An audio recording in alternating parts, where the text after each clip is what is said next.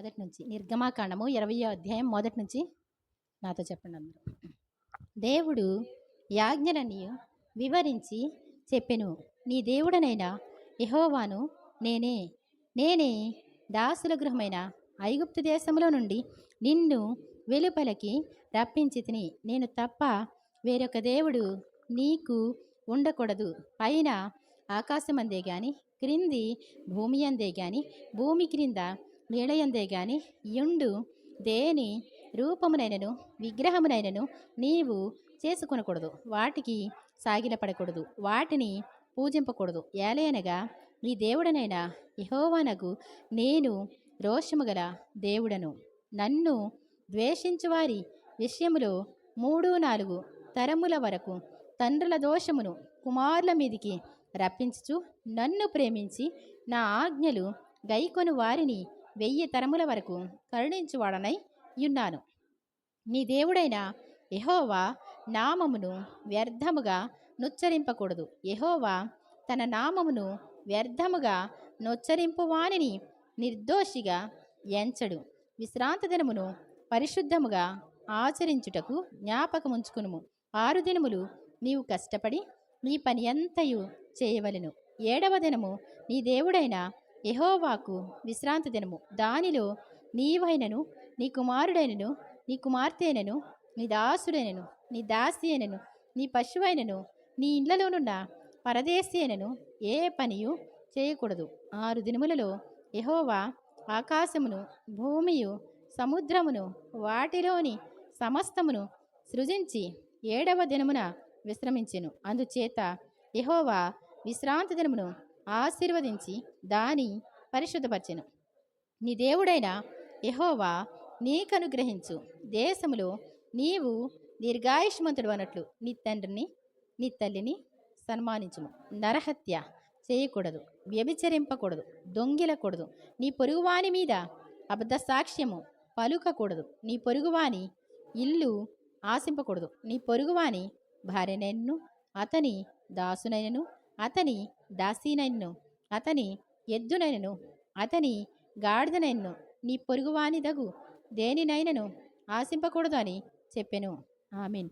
ప్రేమాగలమా ప్రియ రక్షకుడా, ప్రభువా మమ్ము కనికరించి మేమీ ఆజ్ఞల్ గైకొనుటకు మాయాత్మలను ప్రేరేపించు. ఆమేన్.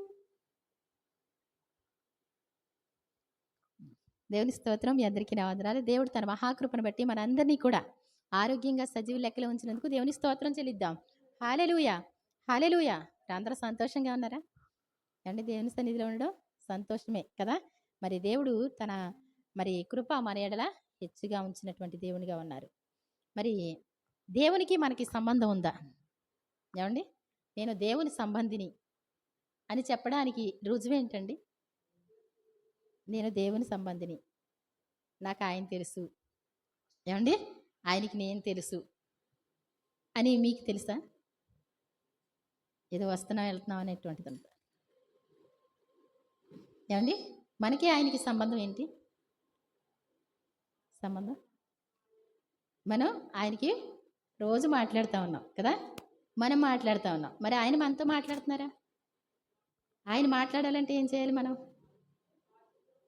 ఏమండి, వాక్యం చదవాలి. వాక్యం చదివితే దేవుడు మనతో మాట్లాడినట్టు, మనం ప్రార్థన చేస్తే ఆయనతో మనం మాట్లాడినట్టు. ఈ రెండు లేవనుకోండి, ఆయనతో మనకి కనెక్షన్ ఉన్నట్టండి.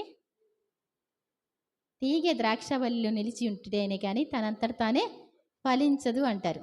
ఏమండి, ఈ తీగ ఎలా ఉండాలి? ద్రాక్షవల్లికి అంటు కట్టబడినటువంటిదిగా ఉంటేనే. అంటే అంటు కట్టబడింది ప్రతిరోజు ఏమవుతుందంటే సారం చెట్టు నుంచి, వేరు నుంచి అలాగా సారం వెళుతూ ఉంటుంది. ఇదేం చేస్తుంది? ఈ యొక్క తీగ ఏం చేస్తుంది? ఫలిస్తూ ఉంటుంది. ఏమండి, మనం ఫలిస్తున్నామా? మనం అసలు అంటు కట్టబడి ఉన్నామా? ఏమండి, రోజు ప్రార్థన చేసి బైబిల్ చదివిన వాళ్ళు మాత్రమే. ఏమండి, దేవుడు మనతో మాట్లాడాలి అని కోరిక ఉందా మనకి? బైబిల్ రోజు చదవాలి. రోజు చదివితే, బైబిల్ చదివి ప్రార్థన చేసేవాళ్ళు వాళ్ళ జీవితంలో సింపుల్గా మారిపోతారు.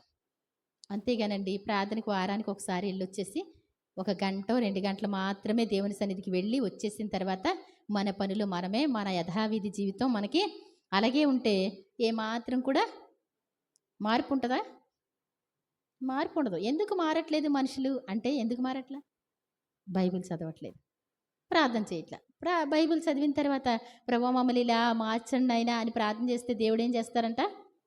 ఆ వాక్య ప్రకారం మారుస్తూ ఉంటారంట. ఈ రెండు లేవనుకోండి మనిషి పాటలు పాడలేరు. ఈ బైబిల్ చదివేవాళ్ళు ఏమండి ప్రార్థన చేయగలుగుతారు. ప్రార్థన చేసేవాళ్ళు వాళ్ళకి సంతోషం వస్తుంది, వాళ్ళు పాటలు పాడగలుగుతారు. ఏమండి అంతేనా కదా? ఏమండి క్రొవ్విన దూడలు ఏం చేస్తాయంట? గంతులు వేస్తాయి. ఏమండి పాటలు పాడాలంటే ఏం చేయాలి?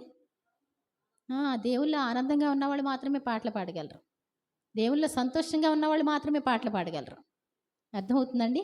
కాబట్టి మరి దేవుడు ఎవరి ప్రార్థన వింటాడు? దేవుడు ఎవరి ప్రార్థన వినడు? ఏమండి అసలు నా ప్రార్థన వింటున్నాడా దేవుడు? నేను ఎలా ఉంటున్నాను అనేటువంటిది మనం ఏం చేసుకోవాలి? రోజు బైబిల్ చదువుతూ ఉంటే వారానికి ఒక్కసారి వింటే అది సరిపోద్దండి మనకి? ఏమండి వారానికి ఒక్కసారి వింటే సరిపోద్దా? అది కూడా అనాలోచనగా నిద్రతో వింటే సరిపోద్దా? సరిపోదు కదా? కాబట్టి మనం ఏం చేయాలి? రోజు బైబిల్ చదవాలి, లేదు వాక్యాలు వినాలి చదువుకునే వాళ్ళైతే. రోజు మోకరించి ప్రార్థన చేయాలి. మోకరించి ప్రార్థన చేయకపోతే వాళ్ళలో మార్పు అనేటువంటిది ఉండదు. వాళ్ళు జీవితంలో నిలబడలేరు. ఏంటంట? జీవితంలో నిలబడలేరు. వాళ్ళు పాస్టర్లు అవనివ్వండి, లేకపోతే విశ్వాసులైనా ఇంకెటువంటి వాళ్ళైనా జీవితంలో నిలబడాలి అంటే మీరు ఎలా నిలబడగలరు అంటే ఏంటి? రోజు ఆయనతో మాట్లాడుకుంటూ ఉంటే, ఆయన మనతో మాట్లాడుతూ ఉంటే, మనం ఆయన్ని తలంచుకుంటూ ఉంటే ఈ లోకంలో ఎవరిని ప్రేమించలేరు. ఏమంటే దేవునితో పెనవేసుకున్నటువంటి బంధం మనకు కావాలంట. నాతో పెనవేసుకున్న యేసయ్యా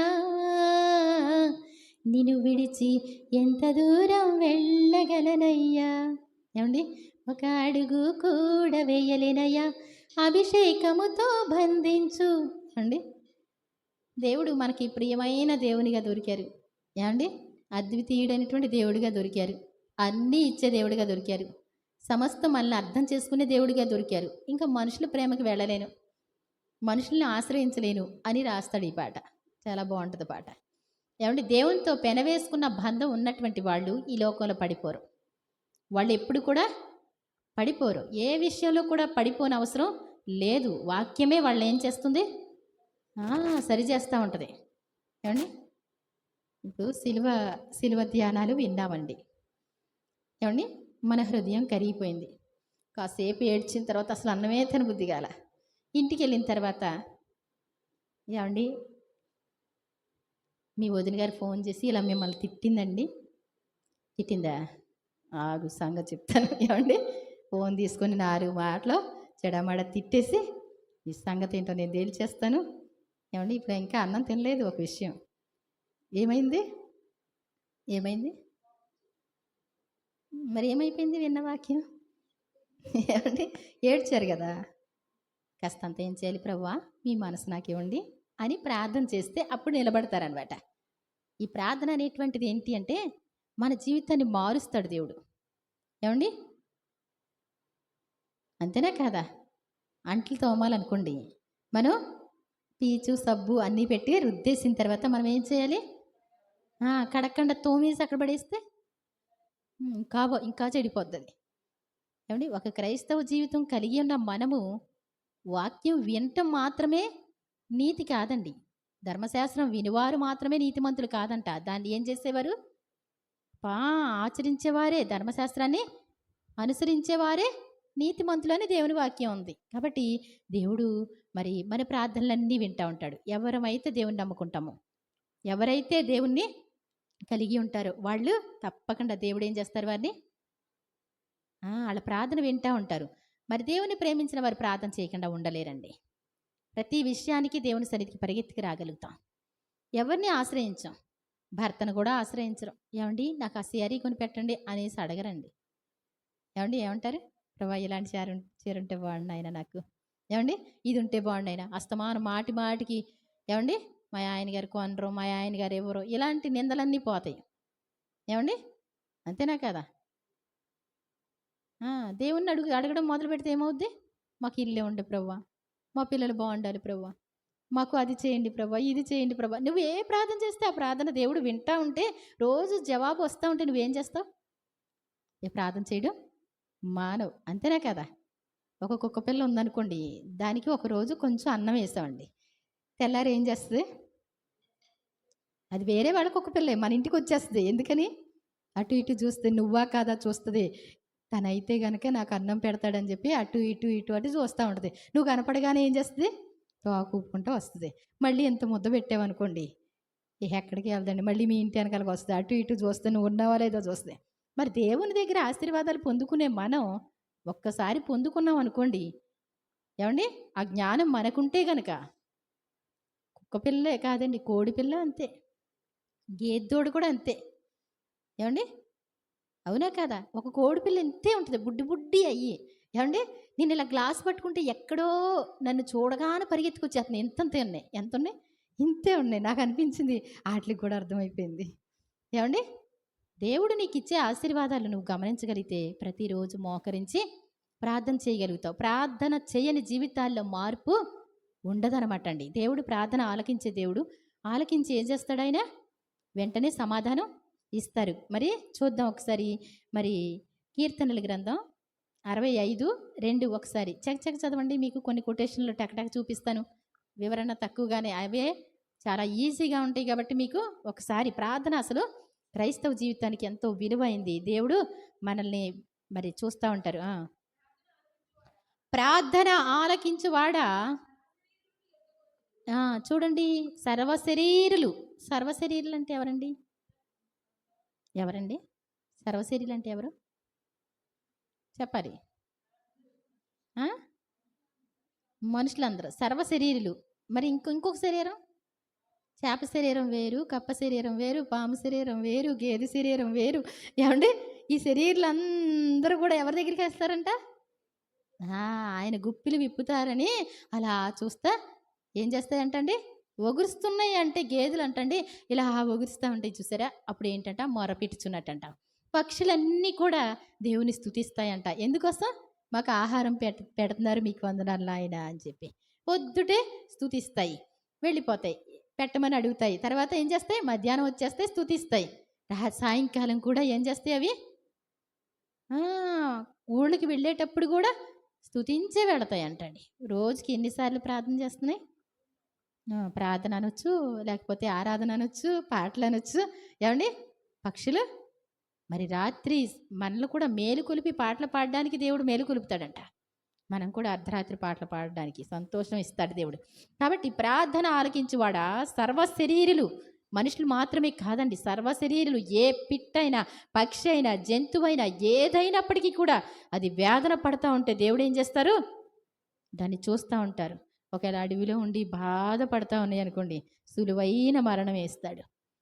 ఒకవేళ బాగు చేస్తే ఆయన ఇష్టం, బాగు చేస్తారు. మరణం అనేటువంటిది కూడా ఎంతో బాధలో ఉన్నవాళ్ళు అంటండి, మరణం కోసం ఎంతో దాచబడిన ధనంలా వెతుకుతారంటండి. వాళ్ళు ఎంతో ఎదురు చూస్తూ ఉంటారు అన్నమాట మరణం కోసం. అర్థమవుతుందా? కాబట్టి అందరి ప్రార్థన ఆలకిస్తాడు ఆయన. అలాగే కీర్తనలు 99:6. కీర్తనల గ్రంథం 99వ అధ్యాయము 6వ వచనం. ఆయన చూడండి, దేవునికి ప్రార్థన చేసేటువంటి వారిలో ఎవరున్నారంట? మోషే, అహరోన్లు ఉన్నారంట. ఈ మోషే గారు ప్రార్థన చేశారు. ఏమండి? ప్రజలందరూ ప్రార్థన చేయలేదా మరి? ఏమండి? ప్రజలు ప్రార్థన చేయలేదా? మరి ప్రజలు ప్రార్థన చేయలేదండి? ప్రజలు పాపం చేశారంటండి. మోషే గారు ఏం చేసేవారు? వారికి అడ్డుపడడం. వారికి అడ్డుపడడం అంటే ఎలా అడ్డుపడటం? దేవుడు కొట్టడానికి వచ్చారు, ప్రజలందరికీ అడ్డుపడడానికి ఏం చేయాలి? ఏమండి? ప్రజలందరినీ తీసుకెళ్ళి దాచిపెట్టడం కాదు, దేవునికి అడ్డుగా వెళ్ళి నుంచోవడం. అడ్డుగా వెళ్ళి నుంచోవడం అంటే ఏంటి? ఏమండి? దేవుడు కనబడుతున్నారు అక్కడ? కాదండి. ఏమండి? ఆయన సన్నిధికి వెళ్ళి బ్రతిమలాడుతా ప్రార్థన చేయడం. ఆయన కనబడకపోయినా ప్రార్థన చేస్తున్నాడు. ప్రభువా ఈ ప్రజల్ని కనికరించండి ప్రభువా. మోషే నీ ప్రజలు చెడిపోయి ఉన్నారు, ఒకసారి పక్కకు తప్పుకో, నువ్వు అడ్డుకు రాకు. దేవుడంట ఆయనకి నచ్చినటువంటి వాళ్ళని, ఆయన మాట వినేవాళ్ళని వాళ్ళని దాటిపోలేరంటండి. ఎదురుగుండా వెళ్ళి నుంచున్నారనుకోండి, ఒక మంచి సేవకులుగా మంచి ప్రార్థన పరులుగా నువ్వు ఉన్నావు, ఒకడు మంచంలో ఉన్నారు, మరణించడానికి సిద్ధంగా ఉన్నారు, నువ్వు వెళ్ళిపోయి ప్రభువా వాళ్ళు ఏమాత్రం చచ్చిపోవడానికి వీల్లేదు, ప్లీజ్ ప్రభువా వాళ్ళు చనిపోవడానికి వీల్లేదు ప్రభువా అని ప్రార్థన చేస్తుంటే నీ ప్రార్థన దాటి మరణం అనేటువంటిది వాళ్ళకి రాదంటండి. దేవుడు ఏం చేయరు, నీ ప్రార్థన దాటిపోరనమాట. దేవుని మాట వినేవాళ్ళ ప్రార్థన దేవుడు ఏం చేస్తారు, అంత వాల్యూ అనమాట. మనుషులైతే పట్టించుకోరు, కానీ దేవుడు ఏం చేస్తారు, నువ్వంటే ఆయనకి ఎంతో ఇష్టం. ఎందుకని, దేవుని ఆజ్ఞలు గైకుంటావు, దేవుని కట్టడలు గైకుంటావు, మనుషుల కంటే ఎక్కువగా దేవుని ప్రేమిస్తావు. అందుకోసం దేవుడు నిన్ను దాటిపోవడం. నువ్వు ఒక్క ప్రార్థన, ప్రభువా వాళ్ళకి సహాయం చేయండి ప్లీజ్ ప్రభువా, వారి పాపాలు క్షమించండి ప్రభువా, నా ప్రార్థన ఆలకించండి, నన్ను త్రోసివేయొద్దు, వాళ్ళని కనికరించండి అని దేవునికి సాగిలపడ్డాడంట. ఎంతసేపు సాగిలపడ్డాడండి మోషే గారు? ఏమండి ఎంతసేపు సాగిలపడ్డారు? ఎవరికి అర్థం కావట్లేదా? మన సంఘానికి వచ్చిన వాళ్ళందరూ కూడా ఏమంటారు, సమాధానాలు ఎవరు చెప్పట్లేదు అంటూ ఉంటారు. ఏమ్మా సమాధానం చెప్పడం అలవాట్లేదు, నేను చెప్పుకోవడం అలవాటు అయిపోయింది. 40 దినాలు రాత్రుళ్ళు పగళ్ళు ఏం చేశాడంట, 40 రాత్రులు 40 పగళ్ళు సాగిలి పడిన వాళ్ళు ఎవరైనా ఉంటారా? ఏమండి సమూయేలు గారు కూడా అలాగే ప్రజలు పాపం చేస్తే దేవునికి అడ్డుపడేవారు. ప్రభువా వాళ్ళని నశింపచేయొద్దు ప్రభువా, ప్లీజ్ ప్రభువా. ఏమండి అలాంటి మంచి దైవ సేవకులు ఉంటే అనేకులు వారి యొక్క కష్టాల నుండి, వారి శ్రమల నుండి, వారి యొక్క మరణం నుండి విడిపింపబడతారు. ఆశీర్వాదాలు కూడా వస్తాయండి అలా ప్రార్థన చేసేవాళ్ళు ఉంటే. అవునా కదా? వాళ్ళు ఉన్నంతకాలం ఎంతో క్షేమంగా ఉండగలుగుతాం. ఎందుకని? ఏమండి వాళ్ళు ప్రార్థన చేస్తారు కాబట్టి నువ్వు కూడా ప్రార్థన చేసేవారిగా తయారైతే ఎంత బాగుంటుంది. నీ ద్వారా కూడా అనేకులు రక్షింపబడడం ఎంత బాగుంటుంది కదా. కాబట్టి వాళ్ళు మోషే ఆహారంలో ఎవరు ఎలా ఉన్నారు? మోషే సమూయేలా? మోషే ఆహారంలో ఉన్నారు.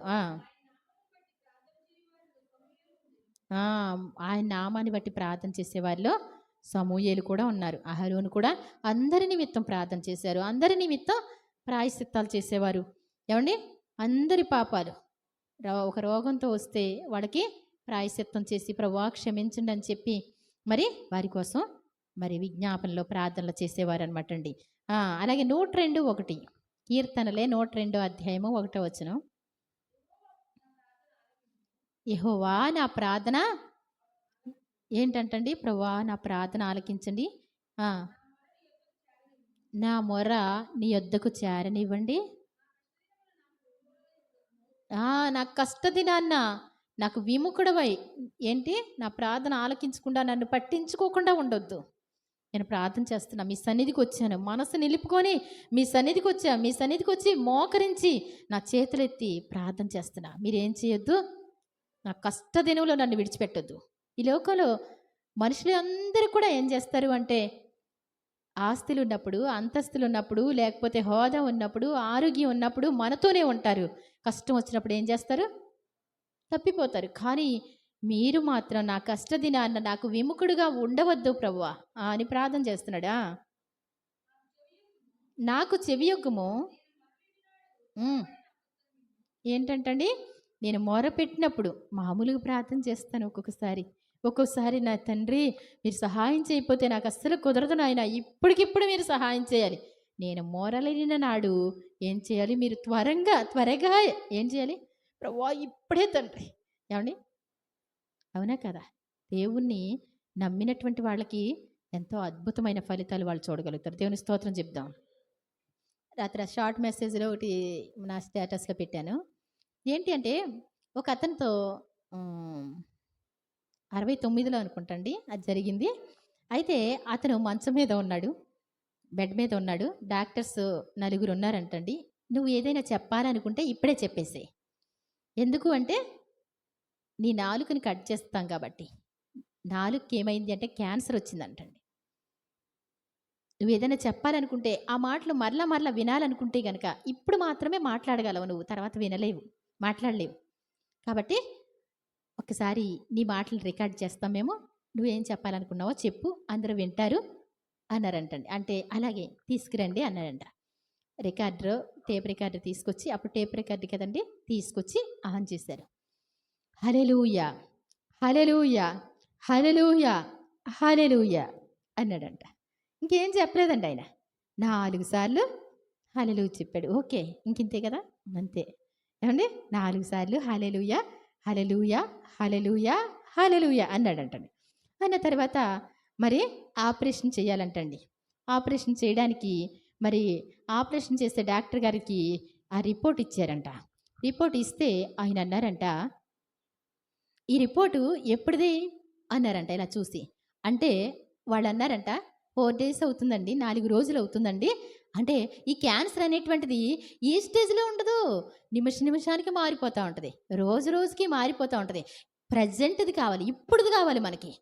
అప్పుడున్న దాన్ని బట్టి చేయడానికి కుదరదు. ఇంకా దారుణంగా ఉంటదిది. పెరిగిపోతా ఉంటది. కాబట్టి ఇప్పటికిప్పుడు ఒక్కసారి రిపోర్ట్ తీసుకురండి అంటే ఏమైందంటండి? నార్మల్ వచ్చిందంట.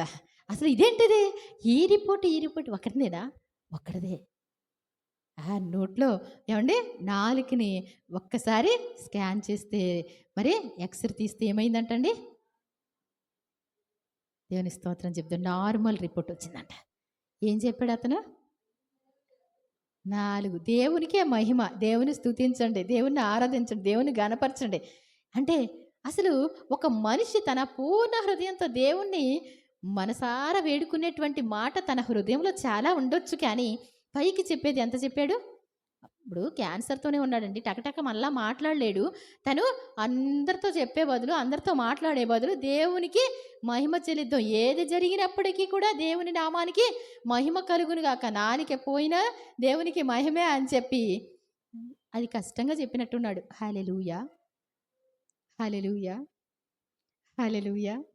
హల్లెలూయా! అంతే. ఏమైపోయిందంట? అక్కడున్న క్యాన్సర్ ఎగిరిపోయింది. దేవుని స్తోత్రం చెప్దాం. ఎవరైతే ప్రార్థన చేయగలుగుతారో, ఎవరైతే దేవుణ్ణి అడగగలుగుతారో ఏవండీ? దొంగలొచ్చి ఇంట్లో పడ్డారండి. ఏవండీ?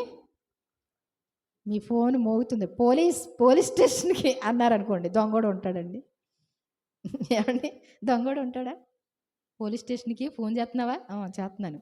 ఏమే ప్రార్థన చేయించుకున్నావా? ప్రార్థన చేయించుకుంటే రోగం ఏం చేస్తే ఎళ్ళొస్తాను. ఏవండీ? మా చిన్నాన్నగారు అంటా ఉంటారు. కుమ్మాళ్ళతో ప్రార్థన చేయించుకున్నావా నువ్వు? అంటే చేయించుకున్నాను బావ ఏవండీ? మన చిన్నమ్మకి ఏమైంది? గర్భసంచి 16 పొరలొచ్చిందంటండి. 16 పొరలంటే పలసటి పొరలు. నాకు ఒక విషయం ఏంటంటే హాస్పిటల్ విశేషాలు గాని, రోగాల విశేషాలు ఏమి తెలవ్వండి నాకు. పలసటి పొరలుంటాయేమో అనుకుంటున్నాను. ఏవండీ? నెలలు నెలలు బ్లీడింగ్ అయినా గాని, అవి పెద్ద క్లాట్‌గానే ఉండిపోతాయంట. అంటే అది అసలు మామూలుది కాదంటండి. ఏవండీ పాపం నిజంగా ఎంత భయపడింది తను. తన గర్భసంచి చిన్న ముక్క తీసి కూడా పైకి పంపించారు. ప్రార్థన చేయించుకున్నావా? రోజు చేయించుకోండిది. ఏవండీ చేయించుకున్నావా? చేయించుకున్నా. దేవుడు నిజంగా అసలు ఇంక రావక్కర్లేదండి. అంత నార్మల్‌గా ఉందన్నారండి. దేవుని స్తోత్రం చెప్దాం. నిజంగా అమ్మ అది నార్మల్ కాదు. ఇలాగ ఎంతకంటే తక్కువగా ఉన్న వాళ్ళకి కూడా క్యాన్సర్ వచ్చేస్తుందంట చిన్నమ్మ. ఏవండీ? దేవుడు ప్రార్థన చేస్తే పోలీస్ స్టేషన్‌కి ఫోన్ చేస్తే దొంగలు పారిపోయినట్టు ఏమవుద్దండి? రోగం కూడా ఏం చేయవద్ది? పర్వాలేదులే నేను కూడా చేసుకుంటున్నానులే. అప్ చేసుకునేది సరిగ్గా మోకరించి చేసుకుంటే బానే ఉంటది. మనసు పెట్టి చేస్తే బావుంటది. మనమో చెయ్యం ఎవరితో కూడా చేయించం. అందుకే ఏమవుతుంది? రోగాలు పెద్దయిపోతా ఉంటాయి. కాబట్టి ఇక్కడ నేను మొరలిడిన నాడు త్వరపడి నాకు ఉత్తరమిమ్ము. ఆ! హ్మ్. చాలా ఏంటి అంటే మన దినాలన్నీ కూడా ఏవండీ? పొగ ఎగిరిపోనట్లు. పొగ వెళ్ళిపోద్ది మళ్ళీ వస్తదండి? ఒక మనిషి చనిపోయారని తెలిసింది. మీరెళ్లి ఎన్ని సంవత్సరాలు వెయిట్ చేయండి మళ్ళీ వస్తారా? అయిపోయింది ఇంకంతే. ఏవండీ? మన దినాలన్నీ గతించిపోతున్నాయి. మనం బ్రతికుండగానే మన కష్టాలు తీరాలి. మనం బ్రతికుండగానే మనం సరిచేయబడాలి. మనం బ్రతికుండగానే మన జీవితంలో అనేకులకు సహాయపడాలి అని ప్రార్థన చేసుకోవాలి మనం. మన దినాలన్నీ గతించిపోతుంటే అలా నిర్లక్ష్యంగా కూర్చొని ఏదో రోజు గడిచిందా లేదా? ఏం కూర వండుకు తిందాం? ఏం పప్పలు చేసుకు తిందాం? ఏవండి? ఏవండి? కొంతమంది ఆలోచనలు అలాగే ఉంటాయి. ఏంటి? ఈరోజు కూర ఇలా తినేసిన తర్వాత కాసేపు కూర్చున్న తర్వాత ధ్యాస ఏంటి? ధ్యానం ఏంటి? రేపొద్దున ఏమి కూర తినవలెను. ఏవండి? అలా కాదు. మనం ఎలా ఉండాలి?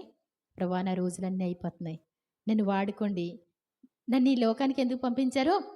యేసుప్రభువారంట ప్రతిరోజు చేయవలసిన పని చేసేసేవారంటండి. ప్రతిరోజు కూడా పెండింగ్ లేకుండా చేసేసారు. ఏవండి? ఆయన శిలువ మరణానికి ఎళ్ళకముందే ఏమని చెప్పారు? సమాప్తమైనది. ఏవండి? అప్పటికి సమస్తమును సమాప్తమైనది యేసు ఎరిగి శిలువ మరణానికి ముందే మొత్తం చేయవలసిందంతా చేసేసాడు ఆయన. అర్థమవుతుందండి? కాబట్టి మనం ఏం చేయాలి? అసలు ఎందుకొచ్చాం? ఎందుకు పుట్టాము? ఎందుకు పెరుగుతున్నాం? ఎందుకు ఎంతకాలం మనల్ని ఉంచాడు? ఇన్ని సంవత్సరాలు ఉంచితే ఆయనకి ఏ పని చేసాం? నా పనులు చేసుకున్నానా? ఆయన పని ఏమన్నా చేశానా? కొంచెం ఏమన్నా మైండ్‌లో తిరిగితే బావుంటది కదండీ! అంతేనా కదా! ఆ! తర్వాత 102:17 ఏవండి? ఆయన దిక్కులేని దరిద్రుల ప్రార్థన. దిక్కు అంటే ఎవరు? తల్లిదండ్రులు దిక్కవచ్చు, బంధువులు దిక్కవచ్చు, పెద్దవాళ్ళు ఉండొచ్చు, లేకపోతే అధికారులు ఉండొచ్చు. వీళ్ళెవ్వరూ లేకుండా ఎక్కడ చూసినా మోసపోతా, నష్టపోతా, ఎంతో బాధింపబడుతున్నటువంటి వాళ్ళు దరిద్రులంటారు. దిక్కులేనటువంటి దరిద్రుల ప్రార్థన వాళ్ళు మోకరించి ప్రార్థన చేస్తే ఏం చేస్తానంటండి? నిరాకరింపక అంటే వద్దనడంటండి. చిన్న ప్రార్థన వాళ్ళు చేస్తే, ప్రభువా నేను చాలా కష్టంలో ఉన్నా, నేను చాలా శ్రమలో ఉన్నా, నాకు సహాయం చేయండి ప్రభువా ప్లీజ్ నాయనా అని ప్రార్థన చేస్తే దేవుడు ఏం చేస్తారంట? నిరాకరింపక. ఆ అప్లికేషన్ చాలా విలువైంది. అర్థమవుతుందండి? మంచి నీట్‌గా స్టైల్‌గా వచ్చి కొంచెం ప్రార్థన చేస్తున్నామంటే చేతులు కట్టుకోరు. ఏవండి? చేతులు కట్టుకునే పని లేదు. మోకరించే పని లేదు. చెయ్యి. అదే అంతసేపు చేస్తుందేంటి? ప్రభువా వీళ్ళని దీవించునైనా, వీళ్ళ భార్యని దీవించునైనా, వాడి బిడ్డలను దీవించునైనా, ఉద్యోగాలు దీవించునైనా, నేను అన్నీ మంచిగా చేస్తున్నా. తీరా చూస్తే మెలికలు తిరిగిపోయాయి. బయటికెళ్ళి అటు ఇటు తిరిగి వస్తున్నారు. ఏంటి ఎవరి కోసం చేసేది ప్రార్థన? అంతసేపు కాదంటండి. ఇప్పుడు వెళ్తున్నారు, బస్సు ఎక్కుతున్నారు, వాళ్ళు ఎగ్జామ్ రాయాలి, సక్సెస్ అవ్వాలి. ఆమేన్. ఏవండి? ఏంటో అసలు ఇప్పుడు చేసే ప్రార్థన ఏంటో నీకు తెలిస్తే అర్థమవుతుంది. దిక్కులేనటువంటి వాళ్ళ దీనుల ప్రార్థన. ఏవండి? అది వచ్చే వరకు పట్టుబట్టి ప్రార్థన చేసేటువంటిది కావాలి నీకు. ఆ ప్రార్థన దేవుడు ఏం చేయరు? నిరాకరించడం అంటే వద్దు అండు. ఫస్ట్ అప్లికేషన్ ఎవరికి? ఫస్ట్ ప్రిఫరెన్స్ ఎవరిది? దిక్కులేనోళ్ళు. నాకెవ్వరు లేరు ప్రభా, నా భర్త నన్ను చూడట్లేదు, నా తల్లిదండ్రులు నన్ను వదిలిపెట్టేశారు, నా బంధువులు కూడా నన్ను వదిలిపెట్టేశారు, నాకంటూ ఎవ్వరు లేరు ప్రభువా అని ఎవరైతే ప్రార్థన చేస్తారో వాళ్ళు ఏం చేస్తారంట? నిరాకరించకుండా వాళ్ళ ప్రార్థనల వైపు తిరుగుతాడంటండి. ఏం చేస్తున్నారు చూద్దాం. ఎవరు తిరిగారు? దూతను పంపించారా? ఏమండి? దూతను పంపించాడండి దేవుడు. పరలోకంలో ఉన్న దేవుడు వాళ్ళ ప్రార్థన వినడానికి తిరిగారంట. నువ్వెంత దీనురాలువైనా, దరిద్రురాలువైనా, నీకెవరు సహాయం చేయకపోయినా నువ్వేం చేయాలి? ప్రార్థన చేయడం మొదలు పెడితే నీ వైపు దేవుడు చూస్తూ ఉన్నారు. నీ ప్రార్థన వైపు దేవుడు చూస్తూ ఉన్నారంటండి. అలా చూస్తూ ఉన్నాడు. ఏ ప్రార్థన చేస్తావో అని చూస్తూ ఉన్నారు. హ్మ్. హ్మ్. హ్మ్. హ్మ్. హ్మ్. చెరసాలలో ఉన్న వారి మూలుగులు వినడానికి ఏవండి? చెరసాలలో ఉన్నవాళ్ళు ఎవరుంటారు అక్కడ? చెరసాలలో ఉన్నవాళ్ళు ఒకవేళ క్రైస్తవులు అనుకుందాం. దేవుని సేవకులైతే ఉండొచ్చు. దేవుని నిమిత్తం వాళ్ళకి సహాయం చేసేవాళ్ళు ఎవరు లేరు. ప్రభుత్వాలన్నీ ఏకమైపోయి, ఏవండి? ప్రభుత్వం అంతా కూడా ఏకమైపోయి, మనుషులందరూ ఏకమైపోయి ఏం చేస్తున్నారు? వాళ్ళకి సహాయం చేయట్లేదు. అలాంటి వాళ్ళు చెరసాలలో ఉండొచ్చు. లేదు అంటే ఏవండి? ఎదటి వారిని చంపేసి, మర్డర్ చేసి చెరసాలకు వెళ్ళొచ్చు. అటువంటి వాళ్ళు ఉంటారు. లేదు అంటే దొంగతనం చేసినటువంటి వాళ్ళు, వ్యభిచారం చేసినటువంటి వాళ్ళు, ఏవండి? ఎదటివాడికి హాని చేసినటువంటి వాళ్ళు వీళ్ళు చెరసాల్లో ఉన్నారంటండి. వాళ్ళు అంటండి వాళ్ళతో వచ్చి ఆ జడ్జి ఇచ్చినటువంటి జడ్జిమెంట్ ఎలా ఉంటుంది? మళ్ళా వారం వీళ్ళకి ఉరి శిక్ష ఏమీ లేదు అన్నారనుకోండి, అప్పుడు బాధ వస్తుందా రాదండి? ఎవరికైనా సరే అప్పుడు దాకా కోపంగా ఉన్నవాడు చనిపోతున్నామంటే కళ్ళ ముందు ఎలా ఉంటుంది? తనలో ఉన్న అహమంతా చచ్చిపోద్ది మొదటిగానే. మనిషి చచ్చిపోకముందే చనిపోతున్నాను అన్నవాడికి ఎలా ఉంటుంది తెలుసా? కదిపితే ఏడుస్తాడు, ఇంకేం కనపడదు, ఏడుస్తూ ఉంటాడు, ఏడుస్తూ ఉంటాడు. చెరసాల్లో ఉంటాడు, ఒరే అన్నం తినరా, తిను తిను, కాసేపులో చచ్చిపోతావుగా తిను. వద్దండి ఏమండి, ఏమంటాడు? వద్దండి, తినబుద్ధి కావట్లేదండి. ఏమండి, ఎందుకు తినబుద్ధి అట్లా?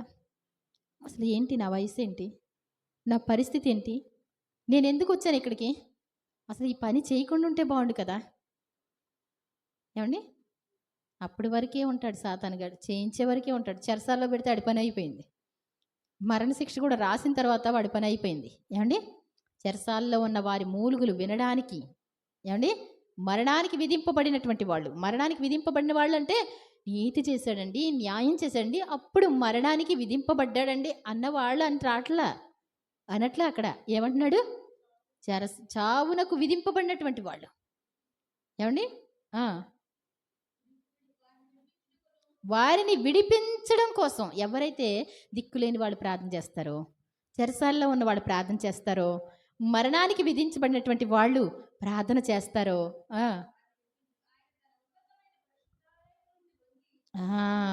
ఏమండి, స్టైల్గా ఉపవాసం ఉన్నాం ప్రభు, ఏమండి, మేము తలస్నానం చేసి నీ సన్నిధిలో ప్రార్థన చేస్తాం వారానికి 2 సార్లు, దశమ భాగం తీస్తాం మేము. ఎలా? దశమ భాగం తీస్తాం. మేము భక్తులమండి. మా నాన్నగారు, మా తాతయ్య గారు, మా అమ్మమ్మ గారు, మా అమ్మగారు అందరూ భక్తులమే. ఇలాంటి ప్రార్థనలో అంత లక్ష్య పెట్టడండి ఆయన. ఏమండి, ఆయన ఎలాంటి వాళ్ళు ప్రార్థన వింటాడంట? ఏమండి, దిక్కులేని వాళ్ళ ప్రార్థన, దీనుల ప్రార్థన. అయ్యో, భయంకరమైన పరిస్థితిలో ఉన్నా నేను, కష్టమైనటువంటి పరిస్థితి వచ్చింది ప్రభువా, ఇంకా నాకు అసలు ఎందుకు ఇంత దారుణమైన పరిస్థితి నేను తెచ్చుకున్నాను అని నలిగిపోతూ ఉంటారే. ఒరే బాబు, ఒక్కసారి డాడీ అని పిలవరా, నేను ఉన్నాను రా ఇక్కడ. డాడీ అని పిలిస్తే, యేసు అని పిలిస్తే నేనున్నాను ఇక్కడ. ఒకవేళ నీకు మరణశిక్ష విధింపబడిందా, ఊరి శిక్ష, ఒక్కసారి యేసు ప్రభువా అన్నవంటే అయిపోయిందే. ఏమైపోద్ది? ఉరి శిక్ష కొట్టివేయబడద్దండి. ఒక్కసారి వీడిగన మనసు మార్చుకొని 2 కన్నీటి బొట్లు విడిచి, ప్రభువా, యేసు ప్రభువా నన్ను చూడండి నాయన, ఆయన చూస్తూనే ఉన్నాడు ఆల్రెడీ. నీ నోట్లోంచి ఆ మాట ఎప్పుడొస్తుందో టక్మని ఏం చేస్తాడు ఆయన? జవాబు ఇవ్వడానికి చూస్తూ ఉన్నాడు. ప్రార్థన అంటే మామూలుది కాదండి. దీనులు అలాగే దరిద్రుల్లా ఉండిపోతున్నారంటే ప్రార్థన చేయక, హృదయపూర్వకంగా మొర్ర పెట్టగా, లేదు అంటే దేవుడు ఏం చేస్తారు? వాళ్ళకి అలా చూస్తూనే ఉంటాడంట. నా కుమార్తె ఎప్పుడు ప్రార్థన చేస్తుంది, నా కుమారుడు ఎప్పుడు ప్రార్థన చేస్తాడు. వెతుకుతూ ఉంటాం. ఒక కోడిపిల్ల దొరకలేదు. నాకు నచ్చిన కోడిపిల్లలు ఉన్నాయి, ఒక 5 ఉన్నాయి సపోజ్. అందులో ఒకటి రాలేదు. నేనేం చేస్తానండి, ఈ చుట్టుపక్కల ఎక్కడైనా కూర్చుందా అని ఇలా లైట్ వేసుకొని చూస్తే అదేం చేయాలి, నాకే పెట్టుకొని కూర్చుంది అనుకోండి, నాకు దొరకదు. తిరుగుతాను వచ్చేస్తాను. అయ్యో, కోడిపిల్ల ఏమైపోయింది. ఆల్రెడీ వెతుకుతానే ఉన్నా, అది పిలవకముందే వెతుకుతున్నా, కానీ అది ఇంకీ అంటా ఉందనుకోండి, నాకు ఎంత ఈజీగా ఉంటుందండి, నాకు ఎంత ఈజీగా ఉంటుంది. అట్లా ఇటు చూసి ఎక్కడ సౌండ్ వస్తుందా, సౌండ్ను బట్టి నేను దాన్ని వెతకగలుగుతా. నీ ప్రార్థన బట్టే నీకు జవాబు వస్తుంది. నీ ప్రార్థన బట్టి దేవుడు ఏం చేస్తాడు? వెంటనే జవాబు వస్తుంది. దేవుని స్తోత్రం చెబుతాం. దేవుడు మన ప్రార్థనలు నిరాకరింపడా, త్వరగా పరిగెత్తుకుంటూ వస్తాడు. నీ వైపు చూస్తూనే ఉంటాడు, ఎప్పుడు జవాబిద్దామని. అసలు ప్రార్థన చేయకపోతే ఏమండి, నీకు ఇల్లు వాకిళ్ళు ఉండవు, నీకు మార్పు ఉండదు, నీకు రోగాలు తగ్గవు, నీకు వ్యాధులు తగ్గవు. ఎందుకని? అసలైన వైద్యుడు ఏమండి, హల్లెలూయా హల్లెలూయా హల్లెలూయా హల్లెలూయా 4 సార్లు అన్నాడో లేదో, నోటి క్యాన్సర్ పోయిందంటే మరి నువ్వు స్తుతిస్తున్నావా? ఇది పోదండి, ఇలాగే ఉంటుందండి. నువ్వు ప్రార్థన చేయవు, అది పోదాం. ఎందుకని? ప్రార్థనే మెడిసిన్ అండి. నీవు హృదయపూర్వకంగా ప్రార్థన చేయాలి. ప్రార్థన రావట్లేదా? కన్నీటి ప్రార్థన రావట్లేదా? కొంచెం సేపు తిన్న తర్వాత ప్రార్థన ఏమండి, ప్రార్థన చేసుకున్న తర్వాత తింటానని చెప్పండి, అప్పుడు కాస్త అంత ప్రార్థన వస్తుంది. తెల్లారి లేవగానే పొట్ట ఏముంటుంది, నీరసం వచ్చేస్తుంది, పొద్దునే పడే ఏదో ఒకటి అర్జెంటుగా పడే అంటది. ఎవరు? పొట్టే నీరసం వచ్చేసింది. ఇంకేం పని చేస్తాం నా మొఖం అంటది. అప్పుడు ఏమనాలి మనం? కొంచెం సేపు ఆగు, కొంచెం ప్రార్థన చెయి. ప్రార్థన చేసిన తర్వాత ఈరోజు పెడతానే నీకు కొత్త పద్ధతి అన్నాం అనుకోండి. ఏం చేస్తది? సరే మీ ఇష్టం అండి. ఏవండి? ప్రార్థన చేసిన తర్వాత నువ్వు తినగలిగితే నీ ప్రార్థన నీకు అనారోగ్యం తీసుకురాదు. నీ ప్రార్థన నీకున్న దరిద్రతను ఏం చేస్తది? పోగొడదు. చెరసాల్లో ఉన్న వాళ్ళ మరణాలే తీసేస్తదంటండి ఈ ప్రార్థన. ఏవండి? వాళ్ళ మూలుగులు వినడానికి ఆయన ఉన్నతమైనటువంటి పరిశుద్ధాకాశముల నుండి తొంగి చూచినను మాట. ఆ! హ్మ్. భూమిని దృష్టించిననియు వచ్చు తరం తెలుసుకున్న నీకు అందరికి తెలవాలి. దేవుడు ప్రార్థన వింటాడని తెలవాలి. చెరసాల్లో ఉన్నవాడు మూలిగితే, విధవరాలు మొరపెడితే, దీనదరిద్రులు మొరపెడితే, ఏమండి కష్టంలో ఉన్నవాళ్ళు మొరపెడితే తప్పకుండా పరలోకంలో ఉన్న దేవాది దేవుని చెవుల్లోకి వెళ్ళిపోద్దంటండి. కీం కీం కీం అంట. ఇక్కడ ప్రార్థన చేస్తుంటే కోడిపిల్ల అరిసేది వినపడుద్ది నాకు. ఏమండి? మోషేని 40 సంవత్సరాలు గొర్రెలుగా గాయించాడు. ఏమండి? సరువును గొర్రెలుగా గేదెలు గాపిస్తున్నాడు, నన్ను కోళ్ళు గాపిస్తున్నాడు. ఏదో ఒక అనుభవం ఉంటానే ఉంటుంది. ఏమండి? ఇక్కడ ప్రార్థన చేస్తుంటే కీం కీం కీం అంటా ఉంటే వినబడుద్ది. గబగబా వెళ్ళి ఒకసారి చూసుకొని వస్తాం. దేవుడు నిన్ను చూస్తానికి వస్తాడు ఆయన. నువ్వేం చేయాలి? ప్రతిరోజు ఏం చేయాలి? ప్రార్థన చేయాలి. నీ పిల్లలు ఇంకా రక్షింపబడలేదా? ప్రభువా, వాళ్ళు చనిపోతే నరకానికి పోతారండి. బ్రతికే ఉంటారా? ఏమో మనకేం తెలుసండి. చనిపోతారో బ్రతుకుంటారో ఎవరికి తెలుసు? ఎవరైనా ఏమండి? దేవుని కాపుదలలో ఉంటే కనుక ఏమండి ఆయనలో ఉన్నటువంటి గొర్రె, ఏమండి గొర్రె కాపర్ని కలిగి ఉంటేనంటండి లోపలికి పోయి ఏమండి బయటికి వచ్చి మేత మేసి మరలా లోపలికి వెళ్ళి నిరభ్యంతరంగా చక్కగా ఉంటుంది. దేవుడు తోడుగా ఉన్నటువంటి మనుషులు మేత మేస్తారు, లోపలికి వెళ్తారు, బయటికి వెళ్తారు, ఆడి ఇష్టం. ఎందుకని? ఒక్క కనుదృష్టి వాళ్ళని వెంబడిస్తూ ఉంటుంది. దేవుని కనుదృష్టి వాళ్ళకి ఏమీ అపాయాలు రాకుండా కాపాడుకునేటువంటి దేవుడు చూస్తూ ఉంటాడు. దుష్టుడు వాళ్ళని ముట్టుకోవడానికి వీలేదు. మరి మామూలు వాళ్ళు ఎవరన్నా ఉంటే ఏంటండి? ఒక్కలే తిరుగుతుంటే ఏం చేస్తారు? ఏమండి? వేటగాడి గుడి పెడతా ఉంటాడు. కాబట్టి వాళ్ళ కోసం ప్రార్థన చేయాలి. ప్రభా, వాళ్ళని రక్షించండి ప్రభా, వాళ్ళు నీ సన్నిధిలో కనబడాలి ప్రభా, నీ సన్నిధికి రావాలని అని ప్రార్థన చేసుకోవాలి పిల్లల కోసం. వచ్చు తరం తెలుసుకున్నట్లు ఇదంతా కూడా ఏం చేయాలి? వ్రాయబడాలి. దేవుడు నీ ప్రార్థన వింటాడని రుజువు చేస్తున్నాడు. దేవుని స్తోత్రం చెప్తాం. నీ కన్నీటి ప్రార్థన దేవుడు వింటాడు. నీ మొర్ర దేవుని సన్నిధికి వెళుతుంది. ఆయన ప్రార్థన ఆలకించేవాడు. ఆయన ప్రార్థించేవాళ్ళు ఉంటే త్రోసివేసేవాడు కాదు. అలాగే మరి అయిపోయిందమ్మా అది. 116వ కీర్తన 13వ వచనం. అంటే కొంచెం ప్రార్థన నిమిత్తం చెప్దాం అనేసి ఆశపడ్డాను. ఎందుకంటే ప్రార్థన అనేటువంటిది మనిషికి దేవునికి ఉన్న సంబంధం, అదే కనెక్టింగ్ అనమాట అండి. అది లేకపోతే మనం ప్రార్థన చేయలేకపోయినా దేవుని బిడ్డలం కాదు, బైబిల్ చదవలేకపోయినా దేవుని బిడ్డలం కాదు, దేవుని ఆనందంతో గణపరచలేకపోవడం, దేవుని కార్యాలు చూడలేకపోతే పాటలు పాడలేరు వాళ్ళు. 116, 13. చూడండి, ఆయన చేసిన ఉపకారాలన్నిటికీ ఏం చెల్లిస్తాను అంటే రక్షణ పాత్రను చేత పుచ్చుకొని. రక్షణ పాత్ర ఎవరంటే యేసుప్రభు వారు. యేసుప్రభు వారి నామములో నేనేం చేస్తాను? ఆయనకి ఏం చెల్లించలేను నేను. ఏమండి ఒక రోగం తగ్గిస్తే మీరు ఏమిస్తారు దేవునికి? ఒక సమస్య నుంచి విడిపిస్తే మీరు ఏమిస్తారు దేవునికి? మీకు మరణం తప్పిస్తే మీరు ఏమిస్తారు దేవునికి? ఏమీ ఇవ్వగలమండి? డాక్టర్కి అయితే బిల్లు కడతాం కదా, ఏమండి? చిన్నదానికే 10,000 కడతాం. మరి దేవుని సన్నిధిలో పలహారం తెచ్చుకోగలమా? ఏమండి? సాక్ష్యం చెప్పమంటే వచ్చేవారం చెప్తాను. ఏమండి? ఇంత గొప్ప కార్యం జరిగింది, మీరు చెప్పిందే సాక్ష్యం, ఇంకా అదే చెప్పేసి. ఏమండి? ఎంత బాధో చెప్పలే. ఏమండి? అవునా కదా? రక్షణ పాత్రను చేతబుచ్చుకొని ఆయనకి నువ్వేమైనా చెల్లించాలంటే ఆయన నామములో ప్రార్థన చేయాలండి. ప్రభువా, మీకు వందనాలు, మీ కుమారుని నా కోసం అర్పించారు కాబట్టి నేను విడిపించబడ్డాను ప్రభువా అని ప్రార్థన చేయాలంట.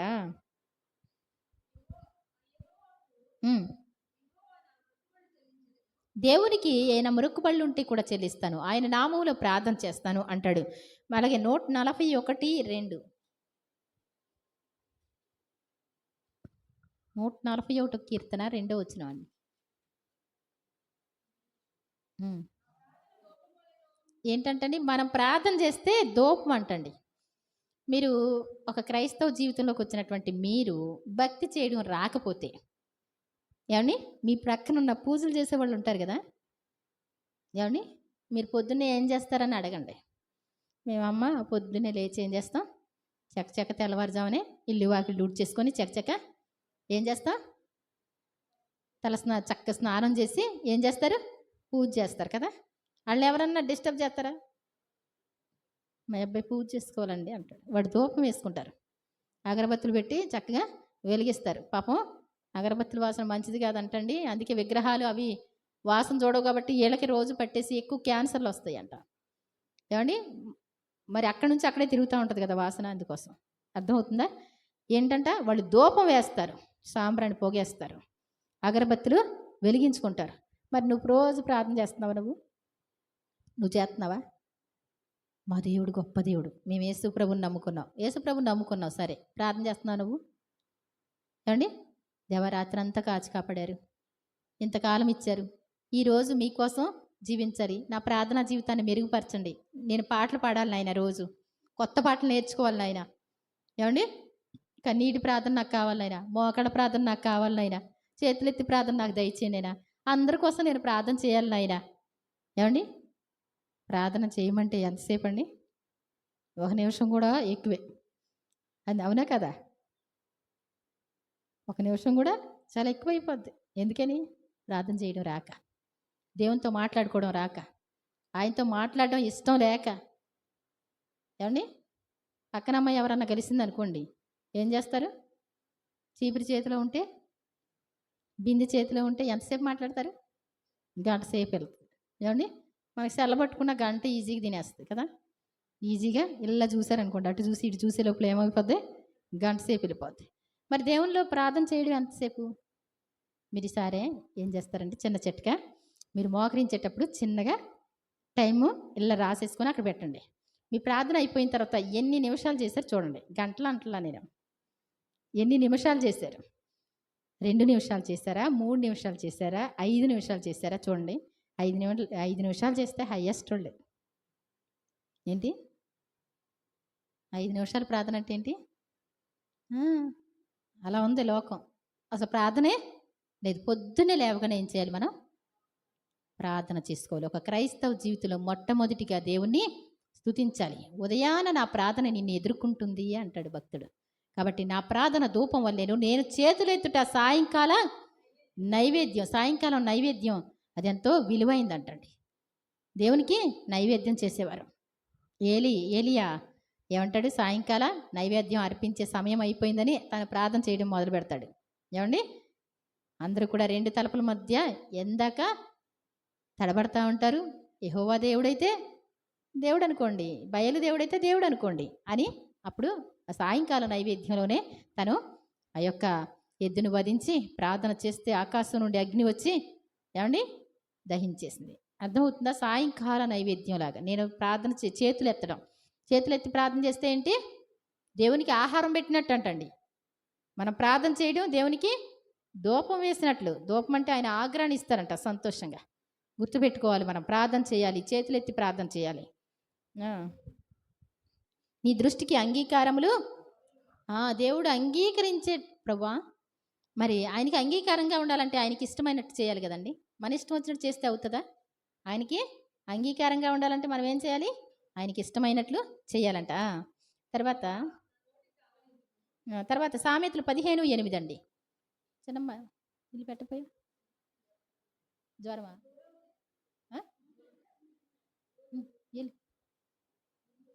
ఎల్లు సార్. సామెతలు 15:8 భక్తిహీనులు అర్పించు బలులు ఏమండి యెహోవాకి ఏంటంటండి? హేయములు అంటే ఏంటి? అసహ్యం అనమాట, ఇష్టం ఉండదు అనమాట. ఎవరైనా మన ఇష్టానుసారమైనటువంటి జీవితం జీవిస్తా, నోటికి ఇష్టం వచ్చినట్టు మాటలు మాట్లాడుకుంటా, మన ఇష్టం వచ్చినట్టు ఎవరినైనా తిట్టుకుంటా, ఏమండి అలాంటి వాళ్ళు ప్రార్థన చేస్తే దేవునికి అసలు ఇష్టం ఉండదంటండి, అసహ్యం అంటండి. వాళ్ళు ప్రార్థన చేస్తేనే అనుకుంటాడు దేవుడు. అర్థమవుతుందండి? వెళ్ళిపోదండి, పైకి వెళ్ళిపోదండి ప్రార్థన. నీ ప్రవర్తన మారాలి. మారిన తర్వాత ప్రార్థన చేస్తేనే దేవుడు వింటాడు. ఆయన దృష్టికి అంగీకారంగా ఆగ్రాణించేటువంటి సువాసనగా ఉండాలి అంటే నువ్వు భక్తిగా తయారవ్వాలన్నమాట. నీ హృదయం పరిశుద్ధపరచబడాలి. ఏంటంటండి, భక్తిహీనుల ప్రార్థన అసహ్యం. ఏమండి, యథార్థవంతుల ప్రార్థన అబ్బా ఆనందకరం. అంటే ఏంటండి ఆనందం? అంటే ఏంటి ఆనందం? అంటే ఏంటండి సంతోషం. మీకు ఎప్పుడన్నా ఆనందం వచ్చిందా? ఆనందం అంటే ఏంటి? ఆశ్చర్యంగా. ఆశ్చర్యం సంతోషం కలిసి కలిసి ఉంటుంది ఒక అద్భుతంగా. ఇప్పుడు గీత అక్కడ ఉందని ఉంది, తీరా చూస్తే సంతోషంగా వచ్చేసింది అనుకోండి పొద్దుటే చెప్పకుండా సర్ప్రైజ్గా. అప్పుడు ఏమనిపిస్తుంది? ఏమంటారు? ఇదేంటి గీత అసలు చెప్పకుండా వచ్చేసావు. ఆశ్చర్యంలో ఆనందం అనమాట అండి, ఎక్కలేని సంతోషం. అప్పుడు ఏం చేస్తారు? పరుగు పరుగుని ఏం చేస్తారు? ఏం చేయాలి ఏం చేయాలి? అవునా కదా?